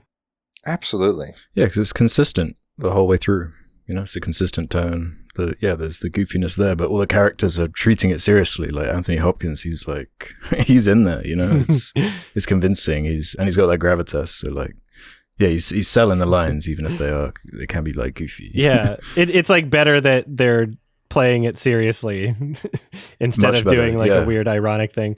I found it. I did laugh at the end when he looks back at Alec Baldwin and he's in the classic like I'm dead position. Like, the hand and face down. No like, mystery here. Like, yeah, there's some fun stuff in it. Alec Baldwin had a lot of silly faces in this movie. Especially at the end there. Oh yeah, when he reveals that that he took the note from the cabin and he gives this like dumb like oopsie face. Yeah.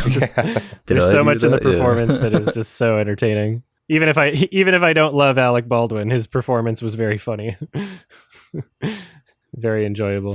That's kind of what I love about Alec Baldwin is just that he's got that intensity that's just, it's kind of fun. It's fun. Like, do you ever hear that Ed Norton talking about working with him? No.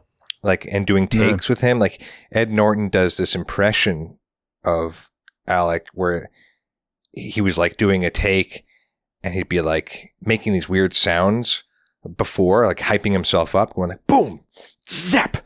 and like kind of like making Ed Norton kind of turn his head, and then that intensity sort of, I guess, translates to his real self and just how he works, because he was doing this impression of him where he's like, he finished a take and then all of a sudden he goes, wait, stop, nobody move, keep the cameras going, everyone just be still.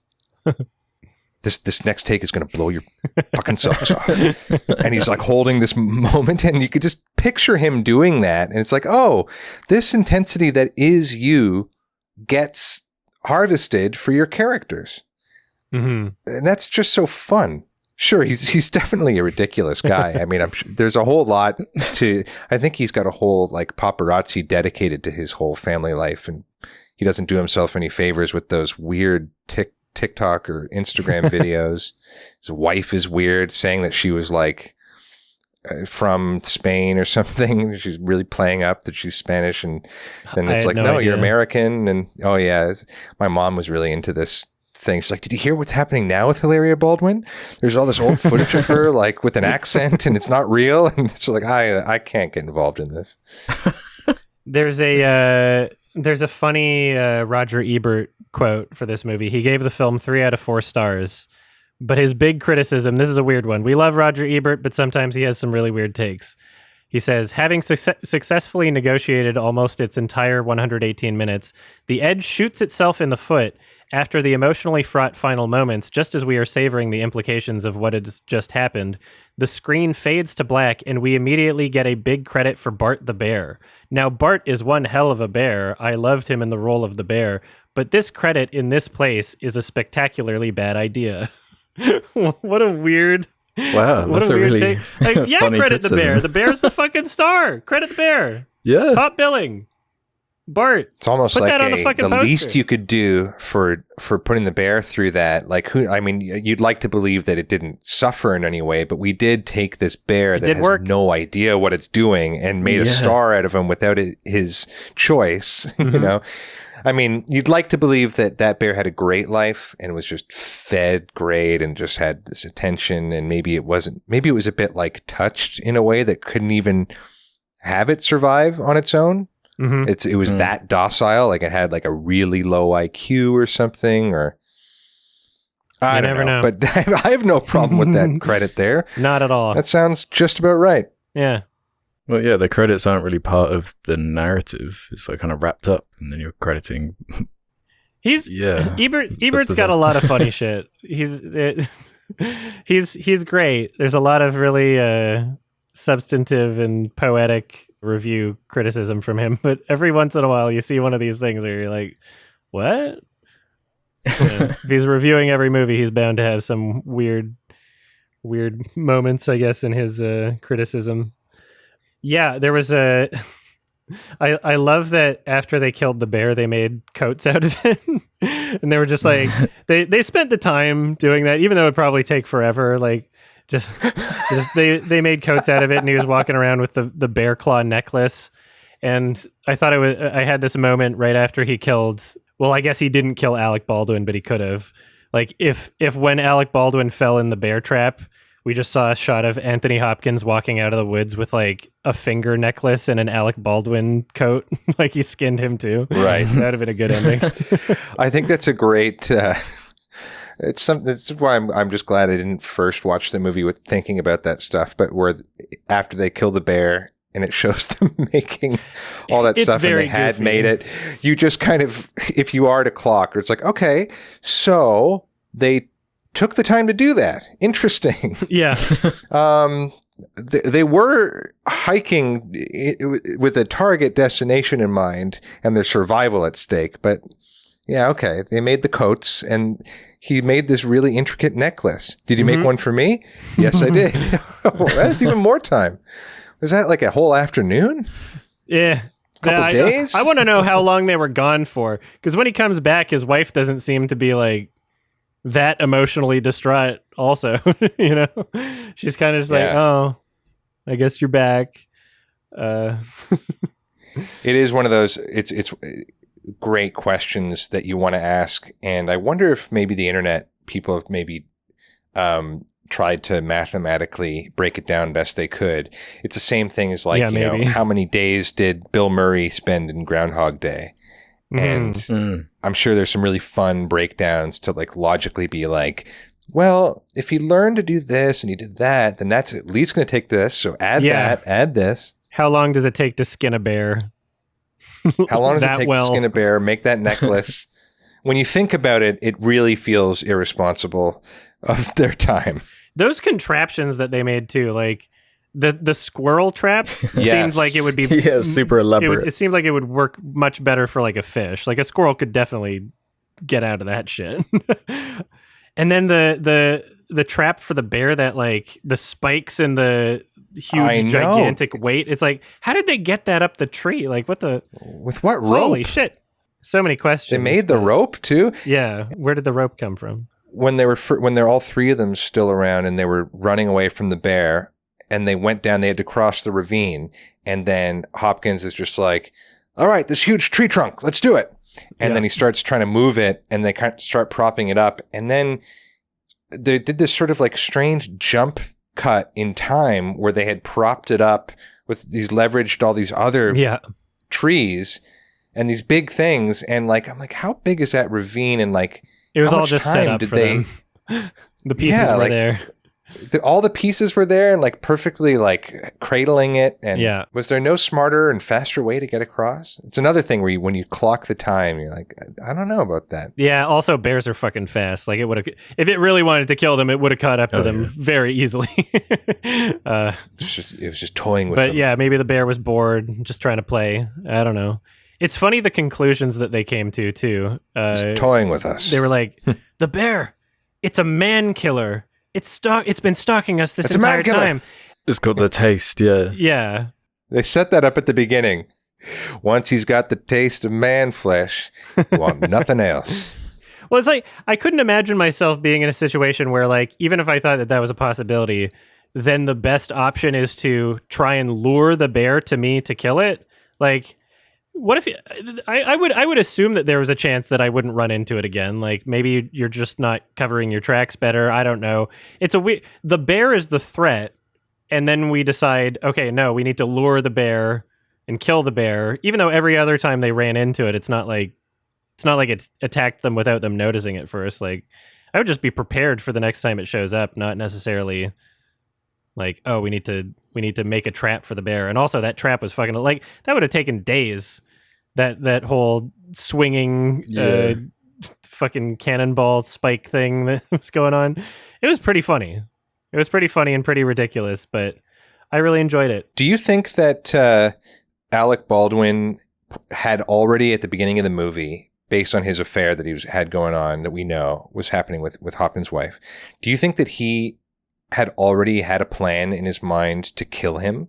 Or do you think that do you think he just kind of was waiting it out so that he would die and that surprise party at the beginning was maybe him and her idea to be like, yeah, let's really surprise him. Let's give him a heart attack.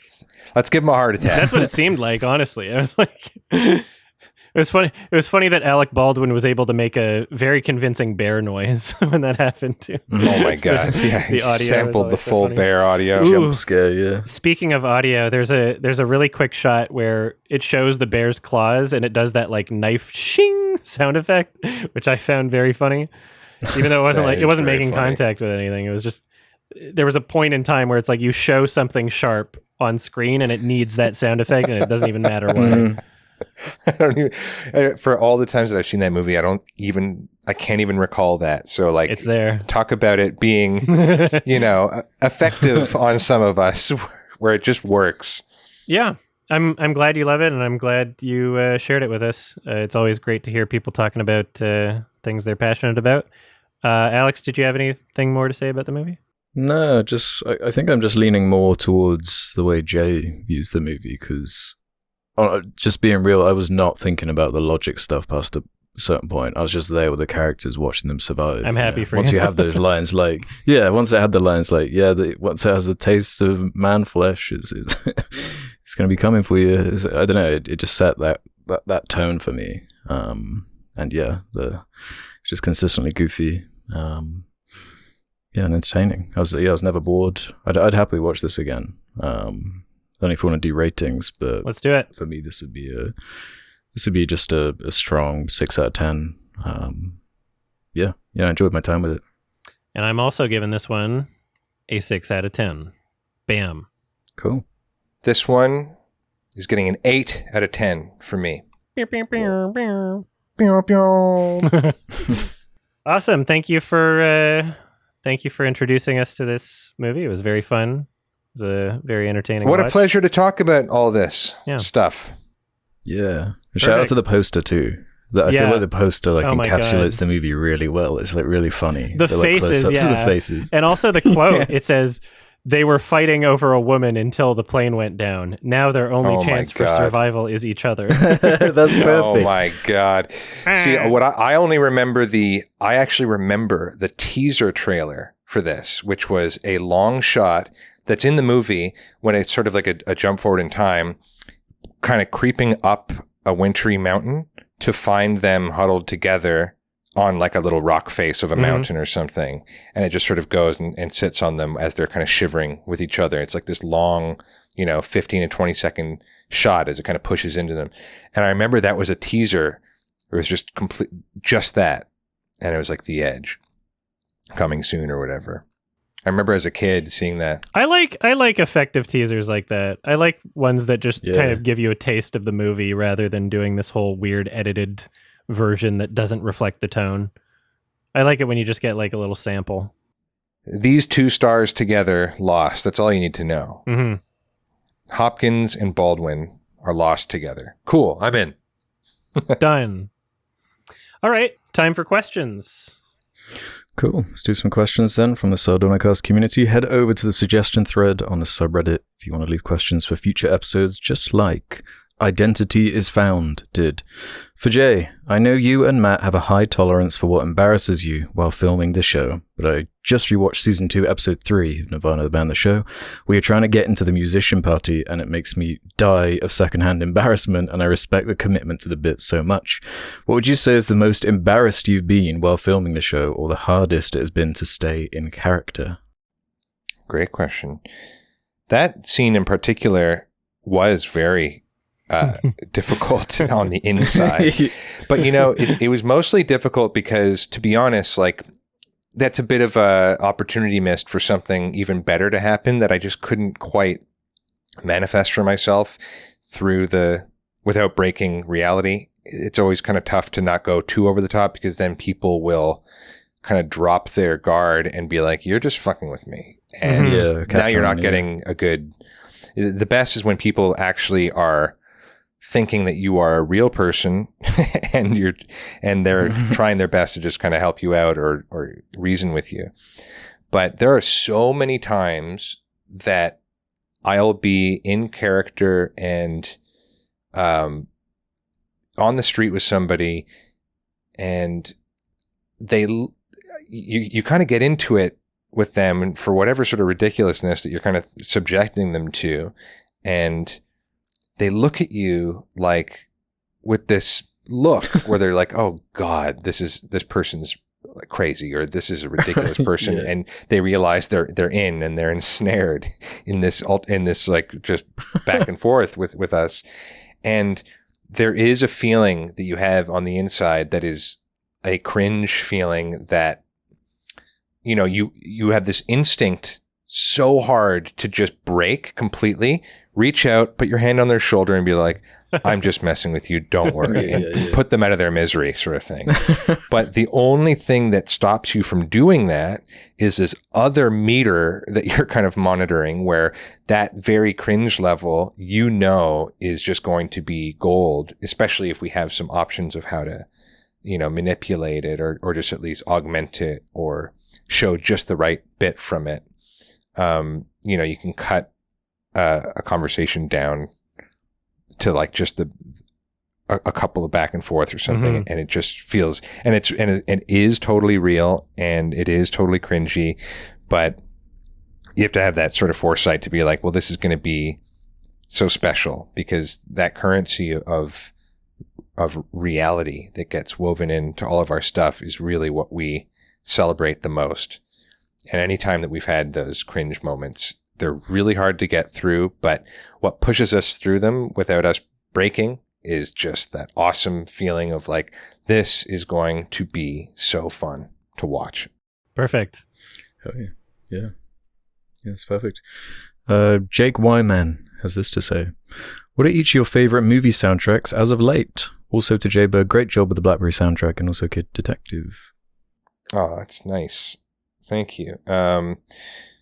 As of late, what has been out there? Well, I mean, like Oppenheimer was just beautiful. That Ludwig score was just so cool. All those tempo changes and that sort of like pulsing that happens under some great, like just romantic chord progressions.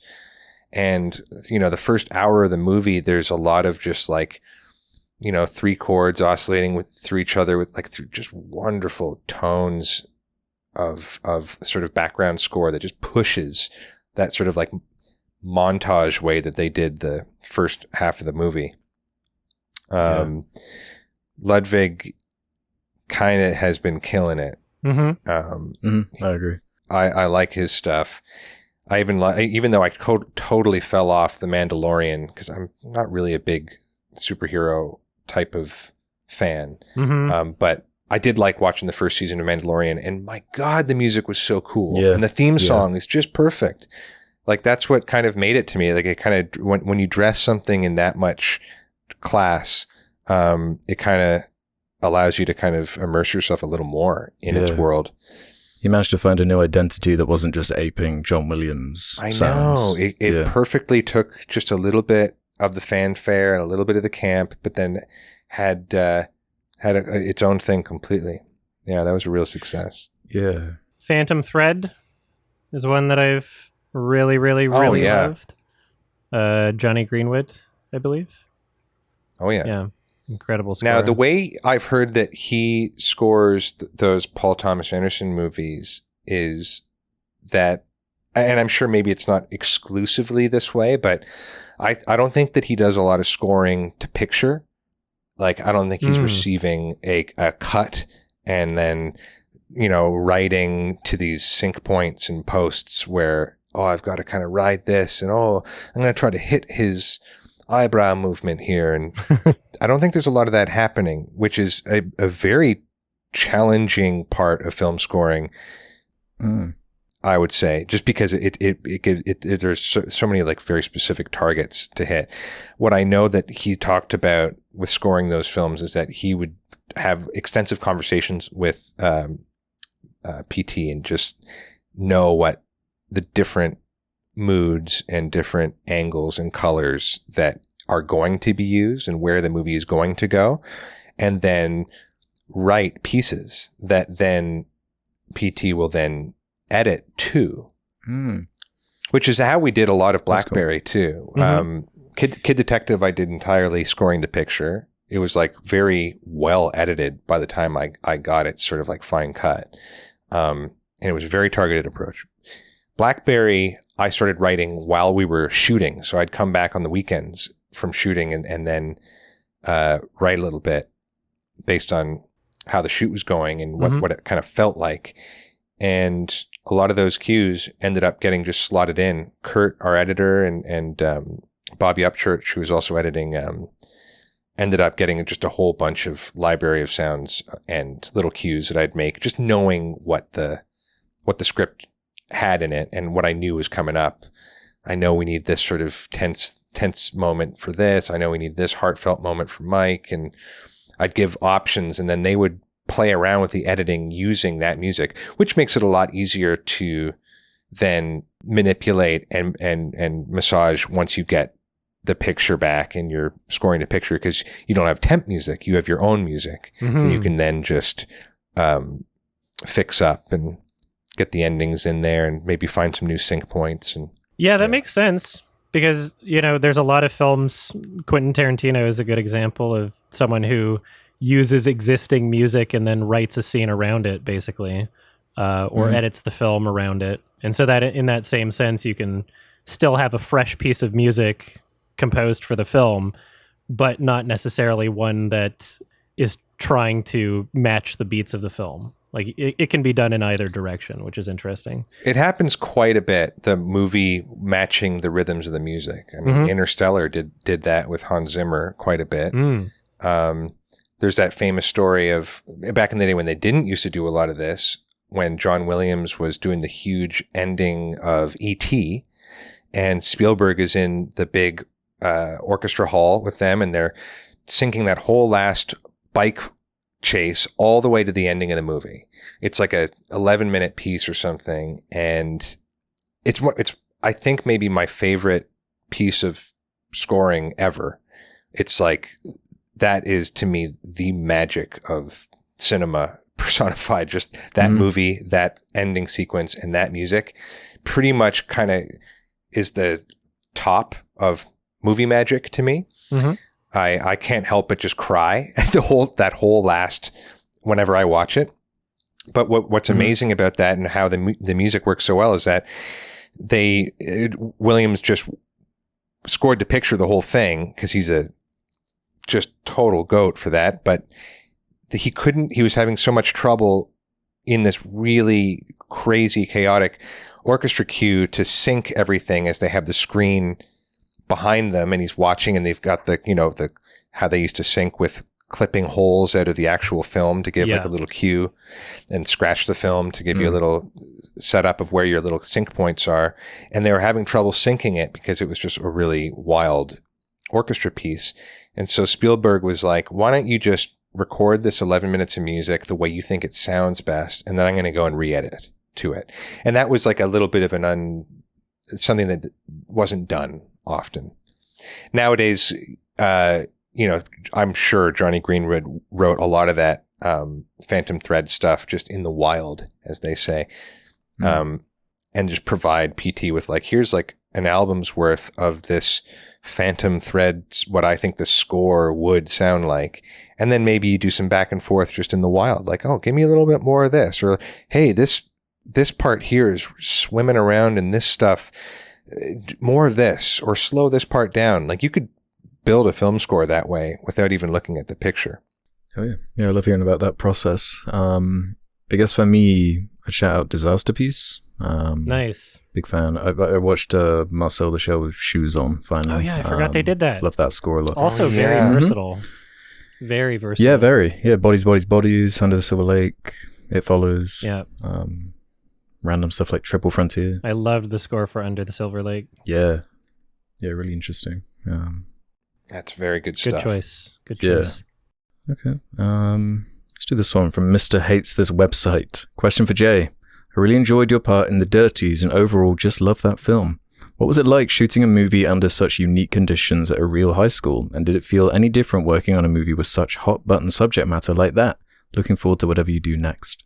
I went in to that. Matt told me, I want you to play the teacher for this part in The Dirties. And so I went to the school And I showed up and I had like, my brown blazer on, tried to look like a music teacher. And I'm in this empty classroom and Matt's there. And I just walked into the class. I just showed up and nobody was there but Matt and Owen. And I said to Matt, okay, so what's the scene? Like, what am I doing? And he kind of looked a little bit like, well, and he's kind of winging it in a way, right? I'm like, well, what am I supposed to do? Some kid walks into the class, sees, and Matt and Owen had already infiltrated this school as students, right?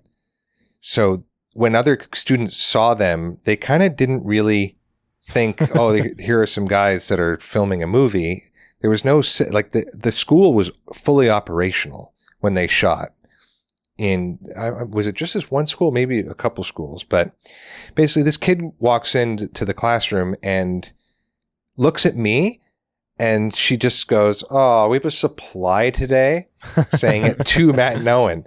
And then all of a sudden Matt just went into character and Jared behind the camera just kind of hid somewhere. And these kids kind of roll in and I'm just sort of running a class. I didn't even know what the hell we were doing. There was no script, awesome. No idea at all. That was just me running a class and just being like, all right, funny. Well, I know what he's doing with the movie. I don't know what he wanted to do with Mr. Bird, but here's me being a teacher. It was fun. That's great. Oh yeah. Couple more questions. Let's do this one from Acceptable Spot 8678. Any restaurant recommendations in Toronto? I'll be at TIFF and would like to try some good food while I'm there. Sure you both have something you could recommend? Yeah, I mean, I love, I'll say what Matt and I have been going to our whole lives here. Done all of our major writing sessions were done at a restaurant called Little India on Queen Street. Just a great family-run business. Gotten to know them and just the best. If you're any sort of butter chicken connoisseur comparing Indian flavors and stuff, this is the place. Banjara is great too, but there's something very unique about Little India. I always love taking people who have never been to House on Parliament. It's a little out of the downtown area. It's on Parliament, but it's a pub that is like, old straight up English style pub, but there's not a lot of like TVs. It's not like a place where you go and you watch TV. It's like very dark and, brown and books and mahogany and, you get bangers and mash and just really good kind of like high end pub fare. And I'm always in the mood for that sort of stuff. I keep a Google Maps list of places that I want to go, and House on Parliament is saved because one of the people in my Twitch chat, one of my mods, said that it's their favorite burger ever, the Snake River Farms Wagyu beef burger. So I will be there to try it for sure. Yeah, I went to the Rivoli and was actually impressed with their food. I thought the calamari was really great. And they've got great food there. Yeah, the other appies and stuff that I had there were great. The restaurant is a little bit different than, the back like room, which is their live venue space, very easily gets sort of like just classified as a mid to low kind of almost dive live venue space, even though it's probably better than that. Like it's got great sound. You can have proper shows there, but it's small and it doesn't really look like anything crazy. But the restaurant is much higher class than people would think. And that definitely we don't really play up in our show, that they have a great restaurant, that all their food is very eatable. Mm-hmm. Good pad thai. Yeah, the pad thai episode. I had some pizza at a place called North of Brooklyn. Oh, I love North of Brooklyn. It was delicious. Yeah, I wound up going there because of the Dave Portnoy little Toronto tour he did. And that was his, I think, his highest rated one. I had it. It was amazing. All right, Frankie. Yeah. Pizza reveal time. One bite, everybody knows the rules. Now, what do they do here? Like, what? Why are they giving it to me like this? Look at this. Hey, what's this? Get this. Go around. Shoot this guy. Oh, I Hey, love what's it. up? It's so Yeah, he's infectious. such a It's funny- such a good funny content character. to watch. Yeah, I would love to meet the guy. He seems like such a character. And I guess lastly, I'll mention there's a place called Stormcrow, which is like I've heard of it. yeah, Stormcrow Manor. So this is their third location. They had 2 locations in Vancouver that unfortunately closed down, and so this is their last remaining one. So it's in the gay district in Toronto, and they took over this huge, like, ancient, gigantic, several story mansion house thing that's like kind of like a heritage home or something, and they turned it into this restaurant nerd bar, and all of the insane like nerd shit just displayed on the wall, and like memorabilia from like movies, and they'll have like VHSs of like cartoons playing, and you can just grab a board game and play it. I will say their cocktails are way too sweet, very sugary, like, some people are into that. Not my thing, but their food is really good. They've got really great food there, and the vibe and just like exploring the place. Like when you go in, you get a table, you're immediately going to want to just walk around and just explore around the entire place as you're there. So that's a good spot. Oh, that's fun. And yeah, has its Yeah, that origins, sounds I cool. guess, in Vancouver, but unfortunately not in Vancouver anymore. So yeah, Alex, we'll hit some of these places up. Yeah, I was Sure. not expecting to hear bangers and mash in there. It's from Oh, my yeah. end. Yeah, Yeah. there's a lot of Irish pubs and stuff. Awesome, yeah. Sweet. One more question.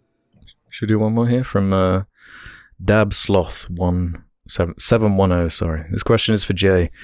Hey Jay, I absolutely love your inclusion in Nirvana, the band, the show. And I have to ask, what is the most difficult thing about creating a score for a movie or show like in Nirvana, the band, the show, or your work on The Kid Detective? Well, scoring for Nirvana the band is easy because it's, also my show. Like everything we do in it is sort of like an idea of Matt and I's. Like it's the synthesis of what we want to see happen, and what the joke is something that we have in our mind's eye. So scoring that is easy because I'm my own boss there. I have to just get it good enough.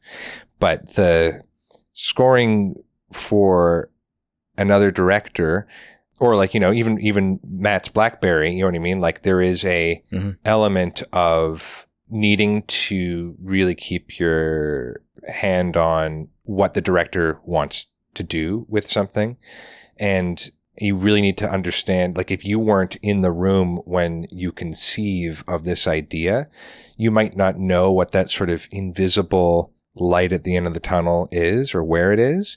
And so you have to, through a series of just discussions and throwing out different adjectives and little, some sort of code words to just sort of get you guys closer to seeing the same thing that doesn't exist yet, and then creating it. And so that's challenging, but it's only challenging at the beginning. And yeah, it's a lot different when you get to score your own stuff. We did a little cartoon too that I did a lot of scoring on. We did 3 episodes, and you can still watch them on there. It's called Matt and Bird Break Loose. It's on Amazon Prime. Can't forget about and that. It's pretty much a different execution of the Matt and Jay world. It's kind of like Nirvana the band reskinned as a children's bedtime story, and it's clean, but it's still very dark and Machiavellian. And there's a lot of scoring for that. That was actually just one of my favorite projects too, because I got to really do a lot of. I kind of storyboarded the whole thing and got to draw us and make all our performances. And there's something when you have that much authorship over making everything for that, and like scoring it is just a dream. Whereas maybe, there are points in Kid Detective where I'm, sending stuff in, and Evan is still being like, it's not quite, dreadful meets this enough. And I'm just going, man, but then you just get infected by this determination of just like, what am I not getting right about this? And then you hit it again. And those victories are very sweet when you finally hit them.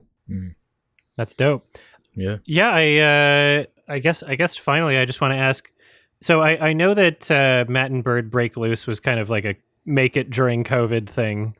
will we be potentially seeing any more of that? Is there any possibility, or? I don't think Amazon is making any more of it as is, and it's actually okay with us. Like we liked doing it like that, but we'd love to kind of reimagine it again. We still definitely want to. There's a lot of things on the table right now that we're kind of juggling, but we're still trying to keep an iron in the fire to make more of this cartoon or a version of it where maybe it's still like in the style of a children's story type of thing, but we're allowed to get pretty wild with it. Like it's not actually for the kids. It's we can drop a couple F-bombs if we want. It's the same way Nirvana the band is very wild and dangerous, yet really moment to moment we're not fully gratuitously taking advantage of being edgy. It just we give ourselves the slack where if we need to go there because something works narratively or just for fun, we can. Yeah, unrestricted. And that would be the ultimate way to do a cartoon version. That would be very fun to do. Okay, dope. Those are some awesome questions, awesome answers. And I guess it's time to start wrapping up the show. There's a film recommendation. I already spoiled it last episode because I wanted people to catch it in theaters because Neon's doing a re-release, Old Boy 2003. So we'll be talking about that next episode along with some other stuff. So if you don't want to be spoiled for Old Boy 2003, watch it before the next episode. And I am highly suggesting that you do because it's a great movie and it can be spoiled. You don't want to hear us talk about it before you watch it. You definitely want to watch this movie before we talk about it. Be careful that you don't accidentally watch the 2013 remake. That's a very bad film. And I made a huge, long, very detailed review comparing the two films. If you just search YMS Old Boy. If you want to support the show, go to sardonicast.com, sign up for premium. It's only $2 a month. You'll get these episodes early as they're edited. Same with patreon.com/sardonicast. Also, we got merch, link in the description. Also, we got a Sardonicast highlights channel. Subscribe to that on YouTube. And while you're at it, subscribe to the actual channel, the Sardonicast channel on YouTube. Hit the bell. You'll get notified when these come out. Thank you so much for joining us, Jay. That was awesome. Would you like to thank you plug guys. Any socials or anything that people should be following you on or anything you want to promote? Sure. The only thing I really use is Instagram, and it's just at Jay McCarrol, JaymcCarrol. And you'll see what I'm up to on there. And I'll hopefully, when we get some more very concrete stuff for the NTB fans, I'll be able to update everybody on what's happening there.